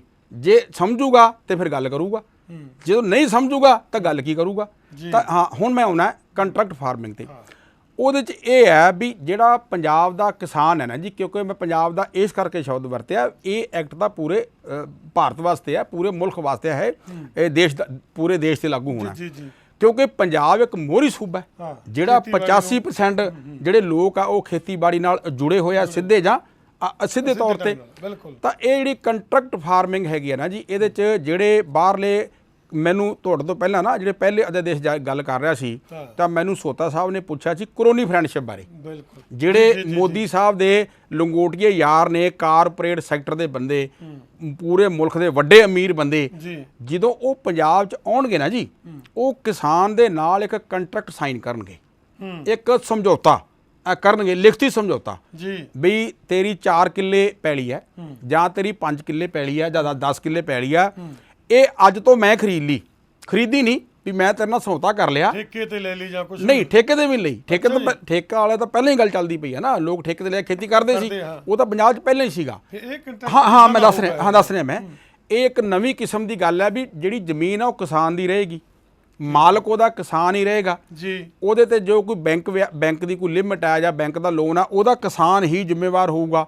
ਤਾਂ ਜਿਹੜਾ ਅਮੀਰ ਬੰਦਾ ਆਊਗਾ, ਜਿਹੜਾ ਦਿੱਲੀ ਤੋਂ ਜਾਂ ਕਿਸੇ ਦੂਜੇ ਥਾਂ ਤੋਂ ਆਊਗਾ, ਉਹ ਆ ਕੇ ਕੰਟਰੈਕਟ ਸਾਈਨ ਇਹ ਕਰੂਗਾ। ਕੰਟਰੈਕਟ ਮੈਂ ਦੱਸ ਦਿਆਂ, ਇੱਕ ਫਸਲ ਦਾ ਵੀ ਹੋ ਸਕਦਾ ਇਸ ਆਰਡੀਨੈਂਸ ਦੇ ਮੁਤਾਬਕ ਜੀ, ਪੂਰੇ ਸਾਲ ਦਾ ਵੀ ਹੋ ਸਕਦਾ, ਤੇ ਵੱਧ ਤੋਂ ਵੱਧ ਮਕਬੂਲ ਸਾਹਿਬ ਉਹ 5 ਸਾਲ ਦਾ ਹੋ ਸਕਦਾ। ਓਕੇ, 3 ਤਰ੍ਹਾਂ ਲਿਮਿਟ ਹੈ ਉਹਦੀ, 5 ਸਾਲ ਤੋਂ ਵੱਧ ਕੋਈ ਜਿਹੜਾ ਬੰਦਾ ਉਹ ਕਿਸਾਨ ਦੇ ਨਾਲ ਕੰਟਰੈਕਟ ਸਾਈਨ ਨਹੀਂ ਕਰ ਸਕਦਾ। ਠੀਕ ਹੈ ਵੀ ਇੱਕ ਫਸਲ ਦਾ ਕਰ ਲਿਆ, ਕੱਲੇ ਝੋਨੇ ਦਾ ਕਰ ਲਿਆ ਮੰਨ ਲਓ, ਤਾਂ ਉਹਦੇ ਵਿੱਚ ਸ਼ਰਤਾਂ ਲਿਖੀਆਂ ਐਗਰੀਮੈਂਟ ਦੇ ਵਿੱਚ। ਇਹਦੇ 24 ਜਿਹੜੇ ਆ ਨਾ ਆਰਟੀਕਲ ਹੈ ਇਸ ਇਹਦੇ ਆਰਡੀਨੈਂਸ ਦੇ, ਹਾਂ 24 ਹੈ, 24 ਤਰ੍ਹਾਂਵਾਂ ਇਹਦੀਆਂ, 1 2 3 4, ਉਹ 24 ਦੇ ਵਿੱਚ ਵੱਖੋ ਵੱਖਰੇ ਜਿਹੜੇ ਮਤਲਬ ਕਿ ਲਾ ਬਣਾ ਕੇ ਦੱਸਿਆ ਵੀ ਕਿਹੜੇ ਤਹਿਤ ਕਿਹੜਾ ਐਗਰੀਮੈਂਟ ਹੋਊਗਾ। ਇੱਕ ਤਾਂ ਜਿਹੜਾ ਮੈਂ ਹੁਣ ਤੁਹਾਨੂੰ ਗੱਲ ਕਰਦਾ ਧਾਰਾ 8 ਦੀ, ਆਰਡੀਨੈਂਸ ਦੀ ਧਾਰਾ 8 ਉਹ ਕੀ ਕਹਿੰਦੀ ਹੈ ਵੀ ਜਿਹੜਾ ਕਿਸਾਨ ਦੇ ਨਾਲ ਐਗਰੀਮੈਂਟ ਕਰੂਗਾ ਉਹ 6 ਮਹੀਨੇ ਦਾ ਕਰੂਗਾ। ਧਾਰਾ 8 ਕਹਿੰਦੀ ਹੈ ਇੱਕ ਫਸਲ ਦਾ, ਵੀ ਇਕੱਲੇ ਝੋਨੇ ਦਾ ਕਰ ਲਿਆ ਤਾਂ ਉਹਦੇ ਵਿੱਚ ਇਹ ਲਿਖਿਆ ਜਾਊਗਾ ਵੀ ਝੋਨਾ ਕਿਸਾਨ ਬੀਜੂਗਾ ਕਿ ਜਿਹੜਾ ਜਿਹਨੇ ਕੰਟਰੈਕਟ ਕੀਤਾ ਉਹ ਬੀਜੂਗਾ। ਇਹ ਸਾਈਨ ਹੋਊਗਾ। ਜਿਹੜਾ ਉਹਦੇ ਚੋਂ ਕੋਈ ਕੱਖ ਕੰਡਾ ਕੱਢਣਾ ਹੈ ਜਾਂ ਉਹਤੇ ਲੇਬਰ ਲੱਗਣੀ ਹੈ, ਉਹਤੇ ਕੋਈ ਦਵਾਈ ਛਿੜਕਣੀ ਹੈ, ਉਹ ਕਿਸਾਨ ਛਿੜਕੂਗਾ ਕਿ ਜਾਂ ਉਹ ਛਿੜਕੂਗਾ। ਤਾਂ ਉਹ ਧਾਰਾਵਾਂ ਦੇ ਮੁਤਾਬਕ ਕਿਸਾਨ ਤੇ ਉਹਦੇ ਵਿੱਚ ਇੱਕ ਜਦੋਂ ਅਸੀਂ ਪੋਲੀਟੀਕਲ ਸਾਇੰਸ ਪੜ੍ਹਦੇ ਸੀ ਨਾ, ਉਹਦੇ 'ਚ ਇੱਕ ਥਿਊਰੀ ਸੀ ਸੋਸ਼ਲ ਕੰਟਰੈਕਟ, ਸਮਾਜਿਕ ਸਮਝੌਤੇ ਦਾ ਸਿਧਾਂਤ ਕਹਿੰਦੇ ਸੀ। ਇਹ ਹੁਣ ਰਾਜਨੀਤਿਕ ਸਮਝੌਤੇ ਦਾ ਸਿਧਾਂਤ ਹੈ। ਉਹ ਤਾਂ ਸਮਾਜ ਦੇ ਲੋਕਾਂ ਨੇ ਸੌਦਾ ਕੀਤਾ ਸੀ ਜ਼ਿੰਦਗੀ ਜਿਉਣ ਵਾਸਤੇ, ਤੇ ਇਹ ਸਮਝੌਤਾ ਮੋਦੀ ਸਾਹਿਬ ਨੇ ਕੀਤਾ ਕਿਸਾਨ ਨੂੰ ਲੁੱਟਣ ਵਾਸਤੇ। ਇਹ ਜਿਹੜਾ ਕੰਟਰੈਕਟ ਫਾਰਮਿੰਗ ਹੈ, ਇਹ ਰਾਜਨੀਤਿਕ ਸਮਝੌਤੇ ਦਾ ਸਿਧਾਂਤ ਹੈ। ਉਹ 'ਚ ਕੀ ਹੋਊਗਾ ਵੀ ਕਿਸਾਨ, ਜੇ ਕੰਟਰੈਕਟਰ ਨੇ ਇਹ ਗੱਲ ਕਰ ਲਈ ਵੀ ਗੰਦ ਪਿੱਲ ਜਿਹੜਾ ਝੋਨੇ 'ਚ ਉਹ ਵੀ ਮੈਂ ਕੱਢੂੰਗਾ, ਦਵਾਈ ਵੀ ਮੈਂ ਇਹਦੀ ਛਿੜਕੂੰਗਾ, ਝੋਨੇ ਦੀ ਕਟਾਈ ਵੀ ਮੈਂ ਕਰੂੰਗਾ, ਬੋਰੀਆਂ ਭਰਨ ਤੱਕ ਮੇਰੀ ਡਿਊਟੀ ਆ, ਜੇ ਤੂੰ ਆਲਾ ਫੜ ਇੰਨੇ ਪੈਸੇ ਆਪਦੇ, ਤੇ ਕਿਸਾਨ ਆਪਦੇ ਖੇਤ 'ਚੋਂ ਬਾਹਰ ਹੋ ਗਿਆ। ਦੂਜੇ ਪਾਸੇ ਕਿਸਾਨ ਕਹਿੰਦਾ ਵੀ ਨਹੀਂ, ਤੂੰ ਮੇਰਾ ਝੋਨਾ ਖਰੀਦ ਲਿਆ 1500 ਰੁਪਏ ਕੁਇੰਟਲ, 1600 1800 ਜਿੰਨਾ ਵੀ, ਬਿਜਾਈ ਵੇਲੇ ਝੋਨਾ ਹਜੇ ਪੈਦਾ ਹੋਣਾ ਸਟਾਰਟਿੰਗ 'ਚ ਹੀ ਵੀ 4 ਕਿੱਲੇ 5 ਕਿੱਲੇ ਜਿਹਦਾ ਅਸੀਂ ਐਗਰੀਮੈਂਟ ਕੀਤਾ, ਝੋਨਾ ਹਜੇ ਹੋਣਾ, ਤਾਂ ਉਹ ਐਗਰੀਮੈਂਟ ਹੋ ਗਿਆ। ਤਾਂ ਉਹ ਜਿਹਨੂੰ ਇਹਨੂੰ ਕੰਟਰੈਕਟ ਫਾਰਮਿੰਗ ਕਹਿੰਦੇ ਆ। ਉਹ 10 ਕਿੱਲਿਆਂ ਦਾ ਵੀ ਹੋ ਸਕਦਾ, 20 ਦਾ ਵੀ ਹੋ ਸਕਦਾ, 50 ਦਾ ਵੀ ਹੋ ਸਕਦਾ, 6 ਮਹੀਨੇ ਦਾ ਹੋ ਸਕਦਾ, ਜਿੰਨਾ ਵੀ ਮਤਲਬ ਕਿਸਾਨ ਤੇ ਉਹਦੇ ਵਿੱਚ ਹੋਊਗਾ। ਪਰ ਇਹਦੇ ਵਿੱਚ ਦਿੱਕਤ ਕੀ ਹੈ, ਇਹਨੂੰ ਕਾਨੂੰਨ 'ਚੋਂ ਬਾਹਰ ਕੱਢਤਾ ਇਸ ਆਰਡੀਨੈਂਸ ਵਿੱਚ। ਉਹਨਾਂ ਨੇ ਇਹ ਲਿਖਤਾ ਵੀ ਜੇ ਕਿਸਾਨ ਦਾ ਤੇ ਉਸ ਕੰਟਰੈਕਟਰ ਜਿਹੜਾ ਬਾਹਰੋਂ ਆਇਆ ਬੰਦਾ ਜਿਹੜਾ ਕਿਸਾਨ ਨਹੀਂ, ਉਹਦੇ 'ਚ ਕੋਈ ਝਗੜਾ ਹੋ ਗਿਆ ਉਹਨਾਂ ਵਿੱਚ, ਤਾਂ ਇੱਕ ਸਿੰਪਲ ਐਪਲੀਕੇਸ਼ਨ ਉਹ ਐਸਡੀਐਮ ਕੋਲ ਦੇਗਾ ਵੀ ਮੇਰਾ ਝਗੜਾ ਹੋ ਗਿਆ। ਜੀ ਕੋਰਟ ਦੇ ਵਿੱਚ ਕੋਈ ਧਿਰ ਚਾਹੇ ਕਿਸਾਨ ਦੇ ਦੇਵੇ, ਨਾ ਜੁਡੀਸ਼ੀਅਲ ਕੋਈ ਨਹੀਂ ਜਾ ਸਕਦਾ ਵੀ। ਇਹ ਹੁਣ ਗੱਲ ਸਮਝਣ ਵਾਲੀ ਹੈ ਵੀ ਉਹ ਕਿਸਾਨ ਦਾ ਕਾਨੂੰਨੀ ਹੱਕ ਖਤਮ ਕਰਤਾ ਇਸ ਕੰਟਰੈਕਟ ਫਾਰਮਿੰਗ ਦੇ ਵਿੱਚ। ਉਹ ਐਸਡੀਐਮ ਕੋਲ ਜਾਊਗਾ, ਦੋਵਾਂ 'ਚੋਂ ਕੋਈ ਧਿਰ ਜਾ ਸਕਦੀ ਹੈ। ਵੈਸੇ ਐਸਡੀਐਮ 8-10 ਬੰਦਿਆਂ ਦੀ, 4 ਬੰਦਿਆਂ ਦੀ ਕੋਈ ਮਾਹਰਾਂ ਦੀ ਕਮੇਟੀ ਨਿਯੁਕਤ ਕਰ ਦੂਗਾ। ਉਹ ਜਿਹੜੀ ਕਮੇਟੀ ਹੈ 30 ਦਿਨ ਦੇ ਵਿੱਚ ਆਪਦਾ ਫੈਸਲਾ ਸੁਣਾ ਦੂਗੀ। ਉਹ ਫੈਸਲਾ ਅਗਰ ਕਿਸੇ ਧਿਰ ਨੂੰ ਮਨਜ਼ੂਰ ਨਹੀਂ ਤਾਂ ਉਹ ਐਸਡੀਐਮ ਕੋਲ ਦੁਬਾਰਾ ਦਰਖਾਸਤ ਕਰੂਗਾ। ਅਗਰ ਐਸਡੀਐਮ ਨੇ ਫਿਰ ਫੈਸਲਾ ਸੁਣਾਤਾ, ਉਹ ਮਨਜ਼ੂਰ ਨਹੀਂ, ਫਿਰ ਏਡੀਸੀ ਕੋਲੇ ਜਾਂ ਡੀਸੀ ਕੋਲੇ ਜਾਊਗਾ, ਫਿਰ ਫਾਈਨਾਂਸ ਕਮਿਸ਼ਨ ਕੋਲ ਜਾਊਗਾ। ਇਹ ਜਿਵੇਂ ਰੈਵਨਿਊ ਦੇ ਸਾਡੇ ਝਗੜੇ ਵਾਲਾ ਕਾਨੂੰਨ ਸੀ ਨਾ ਜੀ, ਇਹ ਸਾਰਾ ਸਾਡਾ ਉਹ ਸਿਸਟਮ ਚੱਲ ਪਿਆ। ਪਰ ਉਹ ਅਦਾਲਤ ਹੀ ਨਹੀਂ ਜਾ ਸਕਦਾ ਕਿਸਾਨ, ਜਿਹੜਾ ਰੈਵਨਿਊ ਚ ਲਿਆਂਦਾ ਉੱਥੇ ਜਾਊਗਾ। ਹੁਣ ਉਹ ਆਪਾਂ ਨੂੰ ਪਤਾ ਹੈ ਕਿ ਸਾਡੇ ਅਫਸਰਾਂ ਦਾ, ਸਾਡੇ ਸਿਸਟਮ ਦਾ, ਸਾਡੇ ਇਹਨਾਂ ਝਗੜਿਆਂ ਦਾ ਕਿ 20-20 ਸਾਲ ਝਗੜੇ ਚੱਲੀ ਜਾਂਦੇ ਆ, ਤੇ ਫਸਲ ਤਾਂ ਹਰ 6 ਮਹੀਨਿਆਂ ਬਾਅਦ ਆ ਜਾਂਦੀ ਹੈ। ਇਸ ਕਰਕੇ ਇਹ ਜਿਹੜਾ ਕੰਟਰੈਕਟ ਵਾਲਾ ਸੌਦਾ ਨਾ ਕਿਸਾਨ ਤੇ ਦੂਜੇ ਵਾਲਾ, ਇਹ ਐਪਲੀਕੇਬਲ ਨਹੀਂ ਪੰਜਾਬ ਦੇ ਵਿੱਚ। ਇਹ ਜਿਹੜਾ ਸਿਰੇ ਨਹੀਂ ਚੜਨਾਗਾ ਇਹ। ਇਸ ਕਰਕੇ ਮੈਂ ਇਹਨੂੰ ਮੁੱਢੋਂ ਸੁੱਢੋਂ ਰੱਦ ਕਰਦਾ। ਬਿਲਕੁਲ ਮਤਲਬ ਸਹੀ ਨਹੀਂ ਹੈ ਨਹੀਂ ਕਿਸਾਨਾਂ ਦੇ ਹੱਕ ਦੀ ਨਹੀਂ ਗੱਲ ਨਹੀਂ ਹੀ ਇਹ ਬਿਲਕੁਲ ਹੀ ਨਹੀਂ ਸਹੀ, ਇਹ ਤਾਂ ਲੁੱਟਣ ਵਾਲੀ ਗੱਲ ਹੈ। ਠੀਕ ਹੈ ਜੀ। ਅੱਛਾ ਰਾਜਾ ਜੀ, ਅੱਜ ਇੱਕ ਸਭ ਤੋਂ ਮੈਂ ਤੁਹਾਨੂੰ ਅਹਿਮ ਗੱਲ ਕਰਦਾ ਹਾਂ, ਅੱਜ ਆਰਡੀਨੈਂਸ ਲੈ ਆਇਆ ਇਹ ਜਿਹੜੀ ਬੀਜੇਪੀ ਸਰਕਾਰ ਹੈ, ਤੇ ਕੱਲ ਨੂੰ ਤਾਂ ਇਹ ਐਸਵੀਐਲ ਵੀ ਲੈ ਕੇ ਆ ਸਕਦੇ ਨੇ। ਉਹ ਤਾਂ ਦੇਖੋ, ਜਦੋਂ ਮੇਰੇ ਨਾਲ ਫੈਸਲ ਸਾਹਿਬ ਗੱਲ ਕਰ ਰਹੇ ਸੀ ਜੀ ਜੀ ਫਿਰ ਸਵਰਨ ਸਿੰਘ, ਤਾਂ ਉਹਨਾਂ ਨੇ ਇਹ ਗੱਲ ਕੀਤੀ ਸੀ ਕਿ ਸਭ ਤੋਂ ਵੱਡੀ ਗੱਲ ਇਸ ਆਰਡੀਨੈਂਸ ਜਿਹੜੇ ਜਾਰੀ ਹੋਏ ਆ ਨਾ, ਜੀ ਇਹਨਾਂ ਨੇ ਅਗਰ ਸੱਟ ਮਾਰੀ, ਕਿਸਾਨਾਂ 'ਚ ਤਾਂ ਮਾਰੀ ਮਾਰੀ ਹੈ, ਬਹੁਤ ਲੋਕਾਂ 'ਚ ਤਾਂ ਸੱਟ ਮਾਰੀ ਮਾਰੀ ਹੈ ਇਹਨਾਂ ਆਰਡੀਨੈਂਸਾਂ ਨੇ। ਹਾਂ। ਇਹਨਾਂ ਨੇ ਸਾਡਾ ਜਿਹੜਾ ਸੰਵਿਧਾਨਕ ਸਿਸਟਮ ਹੈ ਨਾ, ਜਿਹੜਾ ਫੈਡਰਲ ਸਟਰਕਚਰ ਆਫ ਇੰਡੀਆ, ਜਿਹਨੂੰ ਸੰਘਾਤਮਕ ਢਾਂਚਾ ਕਹਿੰਦੇ ਆ, ਜੀ ਜਿਹਦੇ ਵਾਸਤੇ ਸ਼੍ਰੋਮਣੀ ਅਕਾਲੀ ਦਲ ਨੇ, ਬਾਦਲ ਸਾਹਿਬ ਨੇ ਮੋਰਚਾ ਲਾਇਆ ਸੀ ਕਿ ਅਸੀਂ ਬਹੁਤੀ ਪਾਵਰ ਜਿਹੜੀ ਸੈਂਟਰ ਨੂੰ ਨਹੀਂ ਦੇਣੀ, ਚਾਰਾਂ ਜਿਹੜੇ ਸਬਜੈਕਟ ਆ ਚਾਰਾਂ ਨੂੰ ਛੱਡ ਕੇ ਬਾਕੀ ਸਾਰੀ ਪਾਵਰ ਜਿਹੜੀ ਹੈ ਉਹ ਸਟੇਟਾਂ ਕੋਲ ਚਾਹੀਦੀ ਹੈ। ਤੇ ਹੁਣ ਬੀਜੇਪੀ ਨੇ ਕੰਮ ਕਰਤਾ ਉਲਟ, ਉਹ ਕਹਿੰਦਾ ਵੀ ਸਟੇਟ ਕੋਲੇ ਕੋਈ ਪਾਵਰ ਨਹੀਂ, ਅਸੀਂ ਯੂਨਿਟਰੀ ਕਹਿੰਦੇ ਆ ਇਹਨੂੰ, ਇਕਾਤਮਕ ਸਰਕਾਰ ਕਹਿੰਦੇ ਆ ਇਹਨੂੰ, ਵੀ ਸਾਰੀ ਜਿਹੜੀ ਪਾਵਰ ਹੈ, ਸਾਰੀ ਸ਼ਕਤੀ ਹੈ ਉਹ ਕੇਂਦਰ ਕੋਲ ਜਾਵੇ। ਤੇ ਉਵੇਂ ਐਸਵਾਈਐਲ, ਜਿਵੇਂ ਮੈਂ ਕਿਹਾ ਕਿ ਪਹਿਲਾਂ ਮੈਂ ਗੱਲ ਕੀਤੀ ਸੀ ਪ੍ਰਿੰਸੀਪਲ ਸਾਹਿਬ ਨਾਲ ਕਿ ਜਿਹੜਾ ਖੇਤੀ ਤੇ ਸਿੰਚਾਈ ਹੈ ਨਾ, ਉਹ ਰਾਜ ਸਰਕਾਰ ਦਾ ਵਿਸ਼ਾ ਸੀ, ਪਰ ਕੇਂਦਰ ਨੇ ਕਾਨੂੰਨ ਬਣਾਇਆ, ਉਹ ਤੇ ਗਲਤ ਹੈ। ਤੇ ਐਵੇਂ ਐਸਵਾਈਐਲ ਉਹ ਵੀ ਸਿੰਚਾਈ ਚਾਹੁੰਦੀ ਹੈ, ਉਹਦੇ ਤੇ ਵੀ ਕੇਂਦਰ ਸਰਕਾਰ ਕਾਨੂੰਨ ਨਹੀਂ ਬਣਾ ਸਕਦੀ, ਪਰ ਉਹਦੇ ਵੀ ਬਣਾਇਆ। ਪਰ ਚੰਗਾ ਇਹ ਹੁੰਦਾ ਕਿ ਜਿਹੜਾ ਸ਼੍ਰੋਮਣੀ ਅਕਾਲੀ ਦਲ ਹੈ, ਜਿਹੜਾ ਫੈਡਰਲ ਸਟਰਕਚਰ ਨੂੰ ਲੈ ਕੇ ਜਿਹਨੇ ਪੰਜਾਬ ਦੇ ਵਿੱਚ 12 ਸਾਲ ਤੱਕ ਮੋਰਚਾ ਲਾਇਆ, ਇਹ ਮਕਬੂਲ ਸਾਹਿਬ ਜਦੋਂ ਧਾਰਾ 370 ਤੋੜੀ ਸੀ ਨਾ ਉਹਦੇ ਕਸ਼ਮੀਰ ਦੇ ਵਿੱਚ, ਉਹ ਮੋਰਚਾ ਉਦੋਂ ਲਾਉਣਾ ਚਾਹੀਦਾ ਸੀ। ਅਕਾਲੀ ਦਲ ਅੱਜ ਹੀਰੋ ਹੁੰਦਾ, ਅੱਜ ਅਕਾਲੀ ਦਲ ਜ਼ੀਰੋ ਹੈ ਬੀਜੇਪੀ ਦੀ ਅਨਨੈਸੈਸਰੀ ਜਿਹੜੀ ਹੈ ਸਪੋਰਟ ਕਰਕੇ। ਤੇ ਰਾਜਾ ਜੀ, ਰਾਜਨੀਤਿਕ ਪਾਰਟੀਆਂ ਕਹਿੰਦੀਆਂ ਨੇ ਵੀ ਅਸੀਂ ਕਿਸਾਨਾਂ ਦੇ ਹੱਕ 'ਚ ਹੈ, ਪਰ ਜਿੱਥੇ ਜਿੱਥੇ ਵੀ ਕਿਸਾਨ ਧਰਨੇ ਲਾਈ ਬੈਠੇ ਆ, ਉੱਥੇ ਕੋਈ ਵੀ ਲੀਡਰ ਆ ਕੇ ਉਹਨਾਂ ਦੇ ਨਾਲ ਤਾਂ ਬੈਠਾ ਹੀ ਨਹੀਂ। ਚਲੋ ਇਹਨੂੰ ਛੱਡੋ, ਬੈਠਾ ਜਾਂ ਨਹੀਂ ਬੈਠਾ, ਮੈਂ ਤੁਹਾਡੇ ਨਾਲ ਸਹਿਮਤ ਹੋ ਗਿਆ ਵੀ ਬੈਠਾ ਨਹੀਂ। ਜੀ ਮੈਂ ਲੋਕ ਸਭਾ ਦੀ ਤੇ ਰਾਜ ਸਭਾ ਦੀ ਸਾਰੀ ਕਾਰਵਾਈ ਦੇਖੀ, ਜੀ ਮੈਨੂੰ ਮਕਬੂਲ ਸਾਹਿਬ ਇੰਨੀ ਨਿਰਾਸ਼ਤਾ ਹੋਈ ਇਹ ਕਾਰਵਾਈ ਵੇਖ ਕੇ ਵੀ ਕਿਸੇ ਵੀ ਮੈਂਬਰ ਪਾਰਲੀਮੈਂਟ ਨੇ, ਕਿਸੇ ਵੀ ਇੱਕ ਦੋ ਨੂੰ ਛੱਡ ਕੇ, ਬਹੁਤਾ ਨਹੀਂ, ਇੱਕ ਦੋ ਨੂੰ ਛੱਡ ਕੇ ਕਿਸੇ ਵੀ ਮੈਂਬਰ ਪਾਰਲੀਮੈਂਟ ਨੇ ਇਸ ਆਰਡੀਨੈਂਸ ਦੀਆਂ ਕਿਸੇ ਧਾਰਾ ਬਾਰੇ, ਇਸ ਆਰਡੀਨੈਂਸ ਦੇ ਕਿਸੇ ਕਾਨੂੰਨ ਬਾਰੇ, ਕਿਸੇ ਮੱਦ ਬਾਰੇ ਗੱਲ ਨਹੀਂ ਕੀਤੀ, ਤੇ ਉਹ ਰਾਜਨੀਤੀ ਗੱਲ ਹੀ ਕਰਦੇ ਰਹੇ। ਅੱਜ ਮੈਂ ਨਰਿੰਦਰ ਸਿੰਘ ਤੋਮਰ ਜਿਹੜੇ ਖੇਤੀ ਮਿਨਿਸਟਰ ਹੈ, ਜਿਨ੍ਹਾਂ ਦੀ ਇਹ ਡਿਊਟੀ ਲੱਗੀ ਹੈ ਕਿ ਜਿਵੇਂ ਸੁਖਬੀਰ ਸਿੰਘ ਬਾਦਲ ਪਹਿਲਾਂ ਇਸ ਆਰਡੀਨੈਂਸ ਨੂੰ ਠੀਕ ਠਹਿਰਾ ਰਹੇ ਸੀ ਨਾ, ਉਹ ਹੁਣ ਠੀਕ ਠਹਿਰਾ ਰਿਹਾ, ਉਹਦੀ ਮੈਨੂੰ ਅੱਜ ਇੱਕ ਗੱਲ ਉਹਦੀ ਵੀ ਚੰਗੀ ਲੱਗੀ ਮੈਨੂੰ, ਤੋਮਰ ਸਾਹਿਬ ਦੀ। ਉਹ ਕੀ, ਉਹ ਕਹਿੰਦੇ ਵੀ ਰਾਜ ਸਭਾ ਦੇ ਵਿੱਚ ਵੀ ਮੈਂ ਹਾਜ਼ਰ ਸੀ, ਲੋਕ ਸਭਾ 'ਚ ਵੀ ਮੈਂ ਹਾਜ਼ਰ ਸੀ, ਬਈ ਕਿਸੇ ਵੀ ਮੈਂਬਰ ਪਾਰਲੀਮੈਂਟ ਨੇ ਆਰਡੀਨੈਂਸ ਦੀਆਂ ਧਾਰਾਵਾਂ ਤੇ ਜਾਂ ਆਰਡੀਨੈਂਸ ਵਿੱਚ ਕਿਸੇ ਧਾਰਾ ਦੇ ਸੋਧ ਬਾਰੇ ਗੱਲ ਨਹੀਂ ਕੀਤੀ। ਉਹਨਾਂ ਨੇ ਗੱਲ ਕੀਤੀ ਰਾਜਨੀਤਿਕ। ਉਹ ਕਹਿੰਦਾ ਫਿਰ ਜਿਹੜੀ ਰਾਜਨੀਤਿਕ ਗੱਲ ਆ ਉਹਦਾ ਜਵਾਬ ਵੀ ਰਾਜਨੀਤਿਕ ਹੀ ਹੋਊਗਾ, ਤੇ ਅਸੀਂ ਆਰਡੀਨੈਂਸ ਦਾ ਜਵਾਬ ਦਈਏ ਕਿੱਥੋਂ? ਨਹੀਂ ਫਿਰ ਰਾਜਾ ਜੀ, ਇਹਦਾ ਕਹਿਣ ਦਾ ਮਤਲਬ ਤੁਹਾਡਾ ਹੈ ਵੀ ਇਹਨਾਂ ਨੂੰ ਪਤਾ ਹੀ ਨਹੀਂ ਸੀ? ਨਹੀਂ ਪਤਾ, ਮੈਂ ਕਹਿੰਦਾ ਜਿਹੜੇ ਚੁਣ ਕੇ ਅਸੀਂ ਭੇਜੇ ਨੇ। ਮਕਬੂਲ ਸਾਹਿਬ, ਮੈਨੂੰ ਕਹਿਣਾ ਨਹੀਂ ਚਾਹੀਦਾ, 90% ਜਿਹੜੇ ਮੈਂਬਰ ਪਾਰਲੀਮੈਂਟ ਨੇ ਉਹ ਝੂਠ ਬੋਲੀ ਜਾਂਦੇ ਆ, ਕਿਸੇ ਨੇ ਆਰਟੀਕਲ ਪੜ੍ਹਿਆ ਹੀ ਨਹੀਂ, ਕਿਸੇ ਨੇ ਆਰਡੀਨੈਂਸ ਨਹੀਂ ਪੜ੍ਹਿਆ ਵੀ ਇਹ ਕੀ ਹੋ ਜਾਂਦੀ ਹੈ। ਸਰਦਾਰ ਸੁਖਬੀਰ ਸਿੰਘ ਬਾਦਲ ਨੇ ਇੱਕ ਵਾਰੀ ਵੀ ਲੋਕ ਸਭਾ ਦੇ ਵਿੱਚ ਇਹ ਨਹੀਂ ਗੱਲ ਕੀਤੀ ਵੀ ਇਸ ਆਰਡੀਨੈਂਸ ਦੀ ਮੈਨੂੰ ਆਹ ਧਾਰਾ ਪਸੰਦ ਨਹੀਂ। ਆ ਵੇਖੋ, ਮੈਂ ਆ ਤਿੰਨੇ ਆਰਡੀਨੈਂਸ ਜਿਹੜੇ ਨਾ ਉਹ ਲੈ ਕੇ ਆਇਆ, ਮੈਂ ਪੜ੍ਹ ਕੇ ਆਇਆ, ਮੈਂ ਆਪਦੇ ਕੋਲੋਂ ਗੱਲ ਨਹੀਂ ਕਰ ਰਿਹਾ। ਆ ਮੈਂ ਸਾਰੀ ਇਹਦੀ ਵਿਆਖਿਆ ਜਿਹੜੀ ਆ ਤੁਹਾਨੂੰ, ਸਾਨੂੰ, ਤੁਹਾਡੇ ਦਰਸ਼ਕਾਂ ਨੂੰ ਮੈਂ ਸਾਰੀ ਇਹਦੀ ਵਿਆਖਿਆ ਸੁਣਾ ਰਿਹਾ। ਆ ਧਾਰਾ 8, 16, 24 ਕੰਟਰੈਕਟ ਫਾਰਮਿੰਗ ਵਾਲੀ ਸਾਰੀ ਆਪਦੇ ਕੋਲੋਂ ਮੈਂ ਕੋਈ ਨਹੀਂ ਸੁਣਾਈ।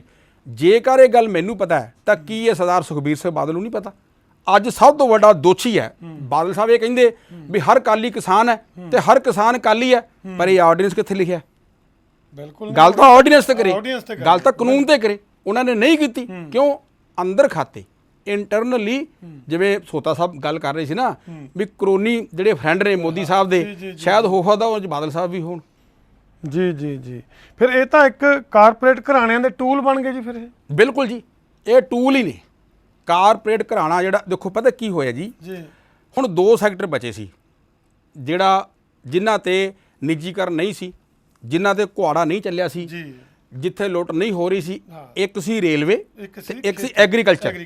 ਹਾਂ, ਜਿਹੜੇ ਹੁਣ ਕਰੋਨੀ ਫਰੈਂਡ ਨੇ ਮੋਦੀ ਸਾਹਿਬ ਦੇ, ਦੇਖੋ ਬਹੁਤ, ਮੈਂ ਇਸ ਗੱਲ ਤੇ ਬੜਾ ਹੈਰਾਨ ਹੈ ਕਿ ਪਾਰਲੀਮੈਂਟ ਦੇ ਅੰਦਰ ਮੈਂ ਜਿੰਨੀ ਬਹਿਸ ਸੁਣੀ, ਉਹ ਬਿੱਲ ਦੀ ਕਾਪੀ ਤਾਂ ਪਾੜ ਰਹੇ ਨੇ, ਪਾੜ ਕੇ ਸਿੱਟ ਰਹੇ ਨੇ, ਪਰ ਕਾਨੂੰਨ 'ਚ ਰਹਿ ਕੇ ਕੋਈ ਗੱਲ ਨਹੀਂ ਕਰ ਰਿਹਾ। ਉਹ ਗੱਲ ਕੀ ਕਿ ਜਿਹੜਾ WTO ਹੈ, ਵਿਸ਼ਵ ਵਪਾਰ ਸੰਗਠਨ ਹੈ, ਵਰਲਡ ਟ੍ਰੇਡ ਆਰਗੇਨਾਈਜੇਸ਼ਨ ਹੈ ਜੀ ਇਹ ਜਿਹੜੇ ਸਾਰੇ ਆਰਡੀਨੈਂਸ ਜਾਰੀ ਹੋਏ ਆ ਮਕਬੂਲ ਸਾਹਿਬ ਇਹ ਉਹਦੀ ਪਾਲਣਾ ਉਹਦੀਆਂ ਧਾਰਾਵਾਂ ਦੀ ਪਾਲਣਾ ਕਰਨ ਹਿੱਤ ਜਾਰੀ ਹੋਏ ਆ ਜੀ WTO ਸਾਨੂੰ ਤਾਂ ਹੀ ਵਪਾਰ ਕਰਨ ਦੀ ਇਜਾਜ਼ਤ ਦਊਗਾ ਦੂਜੇ ਮੁਲਕਾਂ ਨਾਲ ਆਪਾਂ ਉਹਦੇ ਤਾਂ ਹੀ ਸਾਨੂੰ ਕਰਜ਼ਾ ਦਊਗਾ ਜੀ। ਤਾਂ ਹੀ ਸਾਡੀ ਕੋਈ ਨੀਤੀ ਚੱਲੂਗੀ ਜੇਕਰ ਮੋਦੀ ਦੇ ਕਰੋਨੀ ਜਿਹੜੇ ਫਰੈਂਡ ਆ ਨਾ ਉਹਨਾਂ ਨੂੰ ਅਸੀਂ ਇਹ ਲੁੱਟ ਦੀ ਇਜਾਜ਼ਤ ਦਿਆਂਗੇ ਭਾਰਤ ਦੇ ਵਿੱਚ ਔਰ ਮੈਨੂੰ ਬੜੀ ਹੈਰਾਨਗੀ ਹੋਈ ਕਿ ਕਿਸੇ ਵੀ ਰਾਜਨੀਤਿਕ ਪਾਰਟੀ ਦੇ ਲੀਡਰ ਨੇ WTO ਦੀ ਪਾਰਲੀਮੈਂਟ 'ਚ ਗੱਲ ਨਹੀਂ ਗੱਲ ਕੀਤੀ ਨਹੀਂ ਕੀਤੀ ਬਿਲਕੁਲ ਜਿਹਦੀ ਨੀਤੀਆਂ ਲੈ ਕੇ ਇਹ ਜਿਹੜੇ ਆਰਡੀਨੈਂਸ ਜਾਰੀ ਹੋਏ ਜਾਂ ਕਾਨੂੰਨ ਬਣਨ ਜਾ ਰਿਹਾ ਦੂਜਾ ਰੇਲਵੇ ਖੈਰ ਮੈਂ ਉਹਦੀ ਲੰਬੀ ਗੱਲ ਨਹੀਂ ਕਰਨੀ ਹੁਣ ਰੇਲਵੇ ਵੀ ਜਿਹੜੀ ਆ ਅਗਲੇ ਮਹੀਨੇ ਸਾਰੀ ਉਹ ਵੇਚਦੀ ਹੈ ਜਿਵੇਂ ਆਰਬਿਟ ਚੱਲਦੀ ਹੈ ਨਾ ਬਾਦਲ ਸਾਹਿਬ ਦੀ ਬੱਸਾਂ ਚੱਲਦੀਆਂ ਉਵੇਂ ਟ੍ਰੇਨ ਚੱਲਿਆ ਕਰੂਗੀ ਫਾਜ਼ਿਲਕਾ ਤੋਂ ਬਠਿੰਡਾ ਇਹ ਆਰਬਿਟ ਟ੍ਰੇਨ ਬਾਦਲ ਸਾਹਿਬ ਦੀ ਆ ਆਹ ਫਲਾਣੇ ਦੀ ਆ ਆ ਕਿਉਂ ਬਈ ਕਿਹਨੇ ਮੰਗ ਕੀਤੀ ਹੈ ਰੇਲਵੇ ਨੂੰ ਪ੍ਰਾਈਵੇਟ ਕਰਨ ਦੀ ਉਹ ਕੀਤੀ ਆ WTO ਨੇ ਉਹ ਕਹਿੰਦੀ ਜੇ ਰੇਲਵੇ ਸਰਕਾਰੀ ਰਹੂਗੀ ਜੇ ਖੇਤੀਬਾੜੀ ਤੇ ਤੁਹਾਡਾ ਕੋਈ ਕੰਟਰੋਲ ਨਹੀਂ ਖੇਤੀਬਾੜੀ ਸਰਕਾਰੀ ਰਹੂਗੀ ਅਸੀਂ ਤੁਹਾਨੂੰ ਕੋਈ ਲੋਨ ਨਹੀਂ ਦੇਣਾਗਾ ਅਸੀਂ ਤੁਹਾਡੇ ਨਾਲ ਕੋਈ ਐਗਰੀਮੈਂਟ ਨਹੀਂ ਕਰਨਾ ਅਸੀਂ ਤੁਹਾਡੇ ਨਾਲ ਕੋਈ ਸਮਝੌਤਾ ਨਹੀਂ ਕਰਨਾਗਾ ਜਿਹੜਾ ਵਿਸ਼ਵ ਵਪਾਰ ਸੰਗਠਨ ਦੀਆਂ ਡਾਇਰੈਕਸ਼ਨ ਨੇ ਸਾਰੀਆਂ ਆ ਉਹਨਾਂ ਦੇ ਅੰਡਰ ਜਿਹੜੇ ਸਾਰੇ ਦਸਤਾਵੇਜ਼ ਆ ਨਾ ਉਹ ਜਾਰੀ ਹੋਏ ਆ ਜੀ ਤੇ ਕਿਸੇ ਨੇ ਗੱਲ ਨਹੀਂ ਕੀਤੀ ਹੱਦ ਹੋ ਗਈ ਤੁਸੀਂ, ਸੋਮ ਜੀ ਨਾਲ ਗੱਲ ਕਰ ਰਹੇ ਸੀ ਵੀ ਕਿਸਾਨਾਂ ਨੂੰ ਇੱਕ ਇਜਾਜ਼ਤ ਮਿਲ ਗਈ ਆ ਵੀ ਕਿਤੇ ਵੀ ਜਾ ਕੇ ਆਪਣਾ ਜੋ ਵੀ ਵੇਚ ਸਕਦੇ ਨੇ ਫਸਲ ਨੂੰ ਹਾਂਜੀ ਪਹਿਲਾਂ ਕਿਹੜੇ ਤੇ ਪਾਬੰਦੀ ਸੀ ਪਹਿਲਾਂ ਪਾਬੰਦੀ ਸੀ ਨਹੀਂ ਪਹਿਲਾਂ ਨਹੀਂ ਯੂਪੀ ਨਹੀਂ ਤੋਂ ਨਹੀਂ ਲੋਕ ਕੁਝ ਝੋਨਾ ਨਹੀਂ ਨਹੀਂ ਨਹੀਂ ਨਹੀਂ ਨਹੀਂ ਨਹੀਂ ਤੁਸੀਂ ਗਲਤ ਹੋ ਜੀ ਕੋਈ ਕਿਸਾਨ ਆਪਦੀ ਨਿਰਧਾਰਤ ਮੰਡੀ ਮੈਂ APMJ ਦੀ ਗੱਲ ਕੀਤੀ ਸੀ ਐਗਰੀਕਲਚਰ ਪ੍ਰੋਡਿਊਸ ਮਾਰਕੀਟ ਕਮੇਟੀ ਦੀ ਜੀ ਉਹ ਤੋਂ ਬਾਹਰ ਜਾ ਕੇ ਕੋਈ ਕਿਸਾਨ ਦੂਜੇ ਸਟੇਟ ਵਿੱਚ ਜਾ ਕੇ ਕਣਕ ਝੋਨਾ ਨਹੀਂ ਸੀ ਵੇਚ ਸਕਦਾ ਨਾ ਕੋਈ ਖਰੀਦ ਸਕਦਾ ਸੀ ਸਿਰਫ ਸਰਕਾਰੀ ਏਜੰਸੀਆਂ ਖਰੀਦਦੀਆਂ ਸੀਗੀਆਂ ਜੀ ਹਾਂ ਉਹ ਸੀਗੀ ਪਹਿਲਾਂ ਪਾਬੰਦੀ ਪਰ ਹੁਣ ਉਹ ਪਾਬੰਦੀ ਚੱਕਤੀ ਵੀ ਜਿੱਥੇ ਮਰਜ਼ੀ ਵੇਚ ਆਵੇ ਮਤਲਬ ਫਾਇਦਾ ਤਾਂ ਉਹਦੇ ਨਾਲ ਵੀ ਨਹੀਂ ਕਿਸਾਨਾਂ ਨੂੰ ਫਾਇਦਾ ਹੋਊਗਾ ਇਹਦੇ ਨਾਲ ਜੇ ਕੁਝ ਪੱਲੇ ਹੋਊਗਾ ਤਾਂ ਵੇਚੂਗਾ ਤਾਂ ਵੇਚੂਗਾ ਹਾਂ ਜਦੋਂ ਤੁਹਾਡੀ ਖੇਤੀ ਖਤਮ ਹੀ ਕਰ ਦਿੱਤੀ ਅੱਛਾ ਇੱਕ ਰਾਜਾ ਜੀ ਇੱਕ ਸਵਾਲ ਹੈ ਸੋਮ ਜੀ ਤੁਸੀਂ ਵੀ ਬੈਠੇ ਹੋ ਨਾਲ ਜੀ ਇਹ ਕਿਸਾਨਾਂ ਦਾ ਜਿਹੜਾ ਆਰਡੀਨੈਂਸ ਆਇਆ ਇਹ ਮਤਲਬ ਖੇਤੀਬਾੜੀ ਨੂੰ ਲੈ ਕੇ ਕਿਸਾਨ ਹੈ ਕੌਣ ਅੱਜ ਕਿਸਾਨ ਜਿਹੜੇ ਹੁਣ ਹਜ਼ਾਰ ਏਕੜ ਦੀ ਜ਼ਮੀਨ ਲਈ ਬੈਠੇ ਨੇ ਇਹ ਜਿਹੜੇ ਅਲੱਗ-ਅਲੱਗ ਕੋਈ ਨਾਲ ਬਿਜ਼ਨਸ ਕਰ ਰਹੇ ਨੇ ਕੁਝ ਵੀ ਕਰ ਰਹੇ ਨੇ ਉਹ ਕਿਸਾਨ ਨੇ ਜਾਂ ਸਿਰਫ ਖੇਤੀਬਾੜੀ ਜਿਹਦੇ ਕੋਲ ਕੋਈ ਨੌਕਰ ਨਹੀਂ ਜਾਂ ਕੁਝ ਨਹੀਂ ਉਹ ਕਿਸਾਨ ਹੈ ਦੇਖੋ ਇਹ ਜਿਹੜਾ ਹੈ ਜੀ ਜਿਹੜਾ ਪਹਿਲਾ ਆਰਡੀਨੈਂਸ ਨਾ ਜਿਹਦੇ ਬਾਰੇ ਸੋਤਾ ਸਾਹਿਬ ਤੁਸੀਂ ਗੱਲ ਕਰ ਰਹੇ ਸੀ ਜੀ ਇਹ ਉਹਦੇ ਵਿੱਚ ਹੈ ਕਿ ਜਿਹੜੀਆਂ ਫਸਲਾਂ ਕਿਸਾਨ ਆਪਦੇ ਖੇਤ 'ਚ ਉਗਾਉਂਦਾ ਅਸੀਂ ਉਹਨੂੰ ਕਿਸਾਨ ਕਹਿੰਦੇ ਸੀ ਜੀ ਪਰ ਇਸ ਆਰਡੀਨੈਂਸ ਨੇ ਇੱਕ ਨਵੀਂ ਦੁਵਿਧਾ ਪੈਦਾ ਕਰ ਦਿੱਤੀ ਇੱਕ ਨਵੀਂ ਉਲਝਣ ਪੈਦਾ ਕਰ ਦਿੱਤੀ ਕਿ ਜਿਹੜੇ ਭੇਡਾਂ ਬੱਕਰੀਆਂ ਚਾਰਦੇ ਜਾਂ ਪਾਲਦੇ ਆ ਉਹ ਵੀ ਕਿਸਾਨ ਹੈ ਉਹ ਵੀ ਕਿਸਾਨੀ 'ਚ ਹੈ ਐਗਰੀਕਲਚਰ ਦਾ ਹਿੱਸਾ ਉਹ ਇਸ APMJ ਦਾ ਹਿੱਸਾ ਹੈ ਇਹਦੇ ਮੁਤਾਬਕ ਹਾਂਜੀ ਬਿਲਕੁਲ ਜਿਹੜਾ ਸੂਰ ਪਾਲਕ ਹੈ ਜਿਹੜਾ ਪਿਗਰੀ ਫਾਰਮ ਚਲਾਉਂਦਾ ਹੈ ਉਹ ਵੀ ਕਿਸਾਨ ਹੈ ਜੀ ਜਿਹੜਾ ਫਿਸ਼ਰੀ ਮੱਛੀ ਜਿਹੜਾ ਪਾਲਦਾ ਹੈ ਉਹ ਵੀ ਕਿਸਾਨ ਹੈ ਬੱਕਰੀਆਂ ਜਿਹਨੇ ਹਾਂ ਜਿਹੜਾ ਮਧੂ ਮੱਖੀ ਪਾਲਦਾ ਹੈ ਉਹ ਵੀ ਕਿਸਾਨ ਹੈ ਜਿਹੜਾ ਮੁਰਗੀ ਪਾਲਦਾ ਹੈ ਉਹ ਵੀ ਕਿਸਾਨ ਹੈ ਤਾਂ ਮੈਂ ਹੁਣ ਤੋਮਰ ਸਾਹਿਬ ਨੂੰ ਇਹ ਗੱਲ ਪੁੱਛਣੀ ਚਾਹੂੰਗਾ ਜੀ ਬਈ ਜਿਹੜੀ ਤੁਸੀਂ ਗੱਲ ਕਰਦੇ ਹੋ MSP ਦੀ ਹਾਂ ਜਿਹੜੀ ਕਿ MSP ਦਾ ਜਿਹੜਾ ਕਹਿੰਦੇ ਵੀ ਅਸੀਂ ਨਿਰਧਾਰਤ ਰੱਖਾਂਗੇ ਇਹਨੂੰ ਜਾਰੀ ਰੱਖਾਂਗੇ ਇਹ ਹੁਣ ਇੱਥੇ ਕਿਵੇਂ ਹਾਂ ਦੇਖੋ ਪਹਿਲੀ ਗੱਲ ਤਾਂ ਇਹ ਹੈ ਕਿ ਸਾਰੇ ਜਿਹੜੇ ਸਾਡੇ ਲੀਡਰ ਹੈ ਮੈਂ ਬਾਰ-ਬਾਰ ਅਕਾਲੀ ਦਲ ਦਾ ਨਾਂ ਇਸ ਕਰਕੇ ਲੈਣਾ ਹੈ ਕਿ ਅਕਾਲੀ ਦਲ ਕਿਸਾਨਾਂ ਦੀ ਪਾਰਟੀ ਸੀ ਪੰਜਾਬ ਦੀ ਹਿਤੈਸ਼ੀ ਪਾਰਟੀ ਸੀ ਉਹ ਜਿਹੜੀ MSP ਹੈ ਨਾ ਜੀ ਉਹ ਖੇਤੀ ਵਿੱਚ 24 ਜਿਨਸਾਂ ਉਹਨਾਂ ਦੇ ਲਾਗੂ ਸੀ ਜੀ ਜੀ ਜੀ ਅੱਛਾ ਹੁਣ ਲਾਗੂ ਤਾਂ ਹੁਣ ਵੀ ਹੈਗੀ ਆ ਉਹ ਤੋਮਰ ਸਾਹਿਬ ਨੇ ਦਬਾਅ ਚ ਆ ਕੇ ਕਿਸਾਨਾਂ ਦੇ ਗੱਲ ਇੱਕ ਹੀ ਜਾਂ ਰਾਜਨੀਤਿਕ ਪਾਰਟੀਆਂ ਦੇ MSP ਲਾਗੂ ਰਹੂਗੀ ਲਾਗੂ ਰਹੂਗੀ ਜਿਹੜੀ ਮਿਨੀਮਮ ਸਪੋਰਟਿੰਗ ਪ੍ਰਾਈਸ ਇਹਨੂੰ ਕਹਿੰਦੇ ਆ ਘੱਟੋ ਘੱਟ ਸਮਰਥਨ ਮੁੱਲ ਜਿਹੜਾ MSP ਹੈ ਪਰ ਮੈਂ ਸਾਡੇ ਦਰਸ਼ਕਾਂ ਨੂੰ ਤੇ ਸੋਤਾ ਸਾਹਿਬ ਤੁਹਾਨੂੰ ਵੀ ਇਹ ਜਾਣਕਾਰੀ ਦੇਣਾ ਚਾਹਾਂਗਾ ਕਿ MSP ਜਿਹੜੀ ਹੈ ਉਹ ਇਹਨਾਂ ਅਧਿਆਦੇਸ਼ ਇਹਨਾਂ ਆਰਡੀਨੈਂਸ ਦਾ ਹਿੱਸਾ ਨਹੀਂ ਉਹਦਾ ਇੱਕ ਵੱਖਰਾ ਕਾਨੂੰਨ ਹੈ ਉਹਦਾ ਇਹਦੇ ਨਾਲ ਸੰਬੰਧ ਹੀ ਕੋਈ ਨਹੀਂ ਇਸ ਆਰਡੀਨੈਂਸ ਨਾਲ ਕਿਤੇ ਤਿੰਨਾਂ ਆਰਡੀਨੈਂਸ ਦੇ ਵਿੱਚ MSP ਦਾ ਕੋਈ ਸ਼ਬਦ ਨਹੀਂ ਜਾਂ ਕਾਨੂੰਨ ਹੀ ਵੱਖਰਾ ਜਦੋਂ MSP ਦਾ ਕਿਵੇਂ ਜ਼ਿਕਰ ਹੋਊਗਾ ਇਹਦਾ ਤਾਂ ਫਿਰ ਇਹ ਕਹੀ ਜਾਂਦੇ ਅਸੀਂ ਇਹਨੂੰ ਲਾਗੂ ਕਹੀ ਜਾਣ ਮੈਂ ਤਾਂ ਕਹਿਣ ਦੀਆਂ ਗੱਲਾਂ ਨੇ ਜੀ ਝੂਠ ਬੋਲਦੇ ਆ ਐਗਰੀਕਲਚਰ ਮਿਨਿਸਟਰ ਝੂਠ ਬੋਲ ਰਿਹਾ ਹੁਣ ਕਿਵੇਂ ਝੂਠ ਬੋਲ ਰਿਹਾ ਉਹਨੇ ਲੋਕ ਸਭਾ 'ਚ ਵੀ ਕਿਹਾ ਰਾਜ ਸਭਾ 'ਚ ਵੀ ਕਿਹਾ ਜੀ ਕਹਿੰਦਾ MSP ਜਾਰੀ ਰਹੂਗੀ MSP ਇੱਕ ਛੋਟੀ ਜਿਹੀ ਗੱਲ ਹੈ ਹਾਂਜੀ ਝੂਠ ਬੋਲਦਾ ਹੈ ਹਾਂ ਇਹ ਸਾਡੇ MP ਸਾਡੇ ਜਿੰਨੇ ਵੀ ਇੱਥੋਂ ਅਗਵਾਈ ਕਰ ਰਹੇ ਨੇ ਇਹ ਕਿਉਂ ਨਹੀਂ ਗੱਲ ਕਰਦੇ ਪਤਾ ਨਹੀਂਗਾ ਕਿਸੇ ਗੱਲ ਦਾ ਝੂਠ ਹੀ ਉਹ ਬੋਲੀ ਜਾਂਦੇ ਆ ਝੂਠ ਹੀ ਉਹ ਬੋਲੀ ਜਾਂਦੇ ਆ ਹਾਂ ਕਹਾਣੀ ਸੱਚ ਕੋਈ ਸਾਹਮਣੇ ਨਹੀਂ ਲੈ ਕੇ ਆਉਂਦਾ ਪੜਿਆ ਨਹੀਂ ਨਾ ਤੁਸੀਂ ਮੈਨੂੰ ਕਿਸੇ ਵੀ ਇੱਕ ਮੈਂਬਰ ਪਾਰਲੀਮੈਂਟ ਦਾ ਨਾਂ ਦੱਸ ਦਿਓ ਜਿਹਨੇ ਆਹ ਆਰਡੀਨੈਂਸਾਂ ਦੀਆਂ ਧਾਰਾਵਾਂ ਤੇ ਕਿਸੇ ਮਤ ਤੇ ਗੱਲ ਕੀਤੀ ਹੋਵੇ ਕਿਸੇ ਵੀ ਇੱਕ ਦਾ, ਨਾ ਲੋਕ ਸਭਾ ਚ ਨਾ ਰਾਜ ਸਭਾ ਚ, ਨਾ ਬਾਹਰ, ਨਾ ਬਾਹਰ ਕਿਸੇ ਨੇ ਵੀ ਨਹੀਂ ਕੀਤੀ, ਨਾ ਲੋਕਾਂ ਚ ਨਾ ਲੋਕਾਂ 'ਚ ਕੀਤੀ। ਜਿਹੜੀ MSP ਆ ਨਾ ਮਕਬੂਲ ਸਾਹਿਬ, ਉਹ ਇਹ ਹੈਗੀ ਆ ਵੀ ਘੱਟੋ ਘੱਟ ਜਿਹੜਾ ਸਮਰਥਨ ਮੁੱਲ ਆ ਨਾ ਉਹ ਕਾਨੂੰਨ ਹੀ ਵੱਖਰਾ ਹੈ, ਉਹ ਇਹਨਾਂ ਨੂੰ ਸੰਬੰਧਿਤ ਹੈ ਨਹੀਂਗਾ। ਚਲੋ ਉਹਨੇ ਕਹਿਤਾ ਵੀ ਇਹ ਜਾਰੀ ਰਹੂਗੀ, ਅਸੀਂ ਇੱਕ ਵਾਰੀ ਉਹਦੀ ਵਿਸ਼ਵਾਸ ਵੀ ਕਰ ਲੈਂਦੇ ਆ, ਅਸੀਂ ਮੰਨ ਲੈਂਦੇ ਆ। ਠੀਕ ਹੈ ਵੀ ਮੈਂ ਪੁੱਛਦਾ ਵੀ ਜੇ MSP ਵੀ ਲਾਗੂ ਰਹੂਗੀ, FCI, ਪੰਚਸੀੜ, ਹੋਰ ਸਾਰੀਆਂ ਏਜੰਸੀਆਂ ਜਿਹੜੀਆਂ ਕਿਸਾਨਾਂ ਦੀ ਫਸਲ ਵੀ ਉਵੇਂ ਖਰੀਦੀਆਂ ਰਹਿਣਗੀਆਂ। ਜੀ ਠੀਕ ਹੈ ਜਿਹੜਾ ਪਹਿਲਾ ਜਿਹੜਾ ਆਰਡੀਨੈਂਸ ਹੈ, ਜਿਹੜਾ APMJ ਮਾਰਕੀਟ ਕਮੇਟੀ ਦਾ ਕਾਨੂੰਨ ਵੀ ਉਹੀ ਰਹੂਗਾ। ਜੀ ਹਾਂ, ਤੇ ਫਿਰ ਵੀ ਇੰਨਾ ਵਾਹ ਵੇਲਾ ਭਾਰਤ ਵਿੱਚ ਕਾਹਦੇ ਵਾਸਤੇ ਖੜਾ ਕੀਤਾ? ਹੂੰ ਜੇ ਪੈਰਲਲ ਚੱਲੂਗਾ, ਇਹ ਵੀ ਰਹੂਗਾ ਤੇ ਉਹ ਵੀ ਰਹੂਗਾ, ਫਿਰ ਕੀ ਫਾਇਦਾ? ਤੇ ਫਿਰ ਰੌਲਾ ਕਿਸ ਗੱਲ ਦਾ? ਵੀ ਹਾਂ ਇਹ ਲੋਕਾਂ ਨੂੰ ਮੂਰਖ ਬਣਾਉਣ ਵਾਲੀ ਗੱਲ ਹੈ। MSP ਨਹੀਂ ਰਹੂਗੀ। ਜਿਹੜਾ ਪ੍ਰਾਈਵੇਟ ਨੂੰ ਖਰੀਦੂਗਾ ਨਾ, ਜਿਹੜਾ ਪ੍ਰਾਈਵੇਟ, ਉਹ ਕਹੂਗਾ ਵੀ ਤੇਰੇ ਝੋਨੇ 'ਚ ਨਮੀ ਹੈ, ਤੇਰਾ ਝੋਨਾ ਗਿੱਲਾ ਹੈ, ਮੈਂ ਤਾਂ ਜਾਂ ਤੇਰੀ ਕਣਕ ਦੇ ਵਿੱਚ ਨਮੀ ਹੈ, ਮੈਂ ਤਾਂ ਬੇਸ਼ੱਕ MSP 2000 ਹੈ, ਮੈਂ ਤਾਂ ਤੈਨੂੰ 1500 ਦਊਂਗਾ, ਲੈਣਾ ਤਾਂ ਲੈ ਲਾ। ਮਤਲਬ ਕਿਸਾਨਾਂ ਦਾ ਸਿੱਧਾ ਸ਼ੋਸ਼ਣ ਹੋਏਗਾ, ਸ਼ਰੇਆਮ ਹੀ ਹੋਊਗਾ। ਤੇ ਜਦੋਂ ਕੋਈ ਏਜੰਸੀ ਆਈ ਨਾ ਖਰੀਦਣ ਵਾਸਤੇ, ਤੇ ਕਿਸਾਨ ਸਟੋਰ ਕਿੰਨਾ ਦੇਰ ਕਰੂਗਾ ਆਪਦੇ ਘਰੇ? ਹਾਂ, ਉਹ ਤਾਂ ਪੈਸੇ ਲੈ ਕੇ ਪਹਿਲਾਂ ਹੀ ਖਾਈ ਬੈਠਾ ਹੁੰਦਾ, ਉਹਦੇ ਕੋਲ ਤਾਂ ਗੁੰਜਾਇਸ਼ ਹੀ ਨਹੀਂ ਰੱਖ ਹੀ ਹੁੰਦੀ, ਨਹੀਂ ਸਕਦਾ। ਉਹ ਤਾਂ ਰੱਖ ਹੀ ਨਹੀਂ ਸਕਦਾਗਾ। ਉਹਦਾ ਫਸਲ ਇਹ ਉਹ ਤਾਂ ਗੱਲ, ਪਹਿਲਾਂ ਸੌਦਾ ਕਰਦਾ ਹਾਂ, ਵੇਚਣ ਦਾ। ਇਹ ਗੱਲ ਜਿਹੜੀ ਆ ਨਾ ਮਕਬੂਲ ਸਾਹਿਬ, ਵੇਖਣ ਨੂੰ ਚੰਗੀ ਲੱਗਦੀ ਆ, ਪਰ ਇਹ ਅਸਲ 'ਚ ਚੰਗੀ ਹੈ ਨਹੀਂ। ਤੇ ਰਾਜਾ ਜੀ, ਇੱਕ ਤੁਸੀਂ ਜ਼ਿਕਰ ਕਰਨ ਲੱਗੇ ਸੀ ਜਿਹੜਾ ਪਿਗਰੀ ਫਾਰਮ, ਗੋਡ ਫਾਰਮ, ਉਹਨਾਂ ਦਾ ਪ੍ਰਾਈਸ ਦੀ ਗੱਲ ਉਹ ਹਾਂ, ਮੈਂ ਕਹਿੰਦਾ ਜੀ MSP ਆ, ਲਾਗੂ ਰਹੂਗੀ MSP।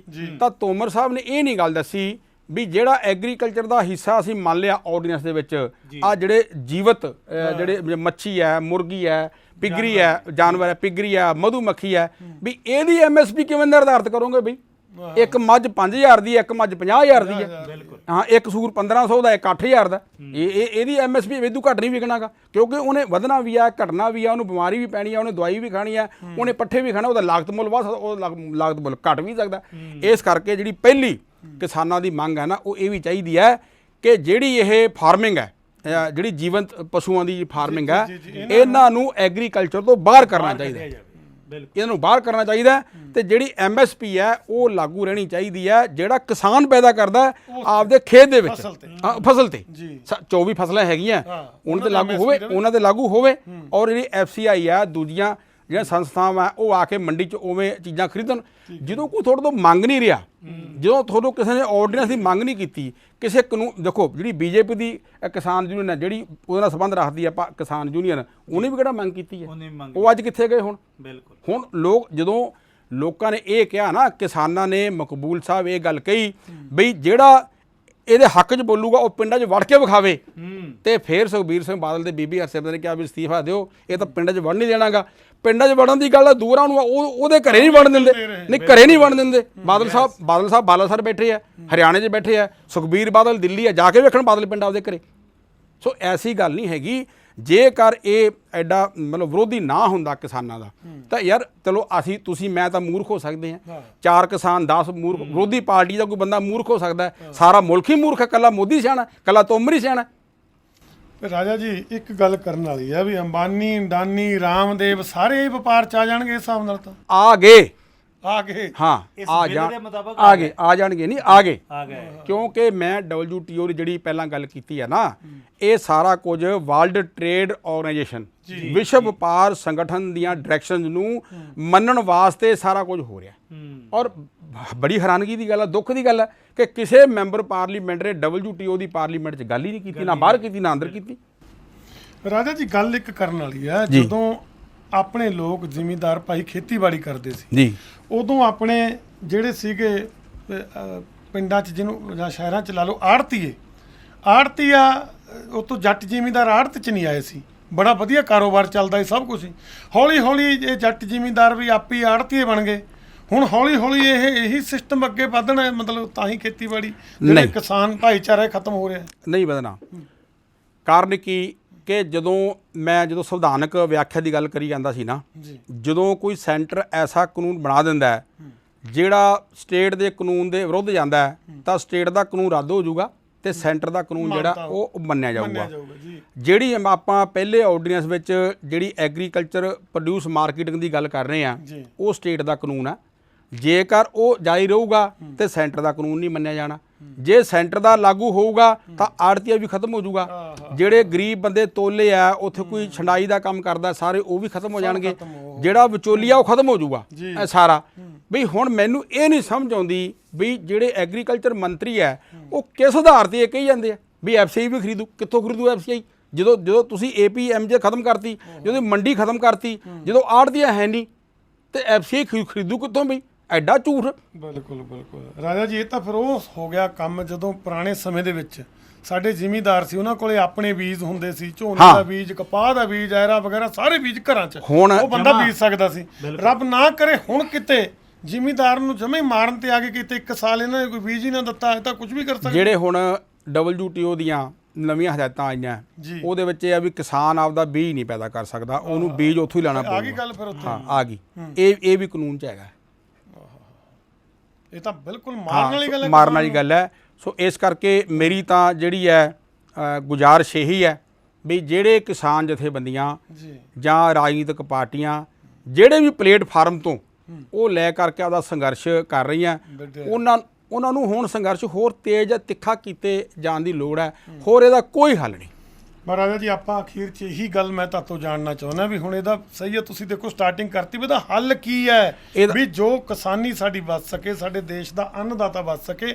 ਕੀ ਰਾਜਨੀਤਿਕ ਲੋਕ ਇਹ 'ਚ ਕੀ ਰੋਲ ਨਿਭਾ ਸਕਦੇ ਨੇ ਤੇ ਕਿਵੇਂ ਇਹਨੂੰ ਰੋਕਿਆ ਜਾ ਸਕਦਾ? ਕੋਈ ਇਹਦਾ ਹੱਲ ਹੈਗਾ? ਹਾਂ, ਇਹਦਾ ਹੱਲ ਹੈਗਾ ਕਿ ਇੱਕ ਤਾਂ ਜਿਹੜੀ ਲੋਕ ਲਹਿਰ ਆ ਜਿਵੇਂ ਹੁਣ ਉਸਰ ਰਹੀ ਹੈ, ਇਹ ਹਿੰਸਕ ਵੀ ਹੋ ਰਿਹਾ ਹੈਗਾ ਇਹ ਅੰਦੋਲਨ। ਇਸ ਅੰਦੋਲਨ ਨੂੰ ਹਿੰਸਕ ਕਰਨ ਦੀ ਲੋੜ ਨਹੀਂ, ਇਸ ਅੰਦੋਲਨ ਨੂੰ ਡੈਮੋਕ੍ਰੈਟਿਕ ਢੰਗ ਨਾਲ ਪੂਰੇ ਮੁਲਕ ਵਿੱਚ ਹੋਰ ਵਧਾਏ ਜਾਣ ਦੀ ਲੋੜ ਹੈ। ਔਰ ਜਿਹੜੀਆਂ ਹੁਣ ਚੋਣਾਂ ਆਉਣੀਆਂ ਹੁਣੇ ਹੀ ਫੈਸਲਾ ਕਰ ਲੈਣ ਵੀ ਜੇ ਕਹਿੰਦਾ ਵੀ ਪਿੰਡਾਂ 'ਚ ਵੜ ਕੇ ਵਿਖਾਉਣ, ਕੋਈ BJP ਦੇ ਆਗੂ ਵੜ ਕੇ ਵਿਖਾਉਣ ਪਿੰਡਾਂ 'ਚ, ਇਹਦਾ ਹੋਰ ਕੋਈ ਹੱਲ ਨਹੀਂ। ਇਹ ਤਾਂ ਫਿਰ ਲਾਗੂ ਜੇ ਹੋ ਗਿਆ ਤਾਂ ਬਸ ਫਿਰ ਹੋ ਹੀ ਗਿਆ। ਹੁਣ ਚਾਂਸ ਕੀ ਇਹਨੂੰ ਰੋਕਣ ਦਾ? ਰਾਸ਼ਟਰਪਤੀ ਸਾਹਿਬ ਦੁਬਾਰਾ ਇਹਨੂੰ ਮੈਨੂੰ ਇੱਕ ਮੈਂ ਵਾਹਵਾ ਗੱਲ ਤੁਸੀਂ ਯਾਦ ਕਰਾਤੀ। ਅੱਜ ਸੁਖਬੀਰ ਸਿੰਘ ਬਾਦਲ ਨੇ ਸਭ ਤੋਂ ਪਹਿਲਾਂ ਇਹ ਬਿਆਨ ਦਿੱਤਾ ਕਿ ਮੈਂ ਰਾਸ਼ਟਰਪਤੀ ਮਹੋਦਿਆਂ ਨੂੰ ਬੇਨਤੀ ਕਰਦਾ ਵੀ ਇਹਦੇ ਸਾਈਨ ਨਾ ਕਰਨ। ਇਹਦੇ ਵਿਚਾਰ ਦੇਖੋ ਨਹੀਂ, ਇਹ ਤਾਂ ਬੇਸਮਝੀ ਵਾਲੀ ਗੱਲ ਹੈ।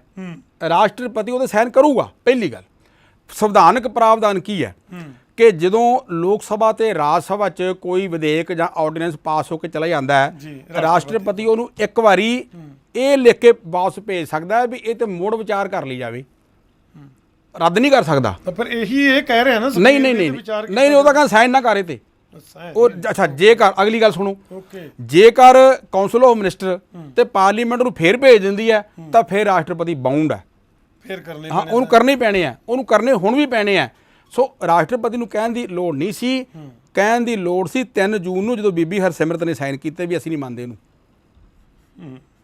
ਅਕਾਲੀ ਦਲ ਦੋਸ਼ੀ ਹੈ, ਪੂਰੇ ਦਾ ਪੂਰਾ ਦੋਸ਼ੀ ਅਕਾਲੀ ਦਲ ਜੀ। ਫਿਰ ਹੁਣ ਹੱਲ ਲੋਕ ਲਹਿਰ। ਹਾਂ, ਲੋਕ ਲਹਿਰ ਜਿੰਨੀ ਵਧੂਗੀ, ਦੇਖੋ ਕਿਸਾਨਾਂ, ਮੈਂ ਕਹਿੰਦਾ ਕਿਸਾਨਾਂ ਦੇ ਨਾਲ ਜਿਹੜੇ ਆਮ ਲੋਕ ਹੈ ਨਾ ਉਹਨਾਂ ਦੇ ਪੱਲੇ ਵੀ ਕੁਝ ਨਹੀਂ ਰਹਿਣਾ, ਉਹਨਾਂ ਨੂੰ ਵੀ ਨਾਲ ਜੋੜੇ ਜਾਣ ਦੀ ਲੋੜ ਹੈ ਇਸ ਮੂਵਮੈਂਟ ਦੇ। ਜਿਹੜੇ ਮੁਲਾਜ਼ਮ ਹੈ ਉਹਨਾਂ ਨੂੰ ਵੀ ਨਾਲ ਇਹਦੇ ਜੋੜਨ ਦੀ ਲੋੜ ਹੈ, ਕਿਉਂਕਿ ਸਾਡੇ ਜਿਹੜੇ 85% ਲੋਕ ਹੈ ਨਾ ਉਹ ਖੇਤੀਬਾੜੀ ਤੇ ਮੁਨਸਰ ਕਰਦੇ ਆ, ਉਹ ਸਾਰੇ ਹੀ ਮਾਰੇ ਜਾਣਗੇ ਤੇ BJP ਦਾ ਟੋਟਲ ਬਾਈਕਾਟ ਕੀਤੇ ਜਾਣ ਦੀ ਲੋੜ ਆ ਬਸ। ਤੇ ਦੋਸਤੋ, ਤੁਸੀਂ ਸੁਣਿਆ ਕਿ ਮੋਹਨ ਮਕਬੂਲ ਜੀ ਨੇ ਕਾਫੀ ਇੰਪੋਰਟੈਂਟ ਕੁਐਸਚਨ ਕੀਤੇ ਨੇ ਰਾਜਾ ਜੀ ਦੇ ਕੋਲ, ਔਰ ਰਾਜਾ ਜੀ ਨੇ ਵੀ ਉਹਨਾਂ ਦਾ ਬਾਖੂਬੀ ਜਵਾਬ ਦਿੱਤਾ ਹੈ ਕਿ ਸੱਚਮੁੱਚ ਇਸ ਬਿੱਲ ਦਾ ਹੁਣ ਵਿਰੋਧ ਕਰਨ ਦਾ ਜਿਹੜੀ ਨੌਬਤ ਹੈ ਉਹ ਆ ਚੁੱਕੀ ਹੈ। ਇਹ ਨਹੀਂ ਹੈ ਕਿ ਸਿਰਫ ਕਿਸਾਨਾਂ ਨੂੰ ਵਿਰੋਧ ਕਰਨਾ ਪੈਣਾ, ਜੋ ਵੀ ਮਤਲਬ ਇੰਪਲਾਈਜ਼ ਨੇ ਉਹ ਵੀ ਇਸ ਬਿੱਲ ਦਾ ਜਿਹੜਾ ਉਹ ਵਿਰੋਧ ਕਰਨਾ ਸ਼ੁਰੂ ਕਰ ਦੇਣ। ਔਰ ਇਹਨਾਂ ਨੇ ਆਪਣੀ ਜ਼ੁਬਾਨ 'ਚੋਂ ਕਿਹਾ ਕਿ ਪਿੰਡਾਂ ਦੇ ਵਿੱਚ BJP ਦਾ ਆਉਣਾ ਬਿਲਕੁਲ ਬੰਦ ਕਰ ਦੇਣ।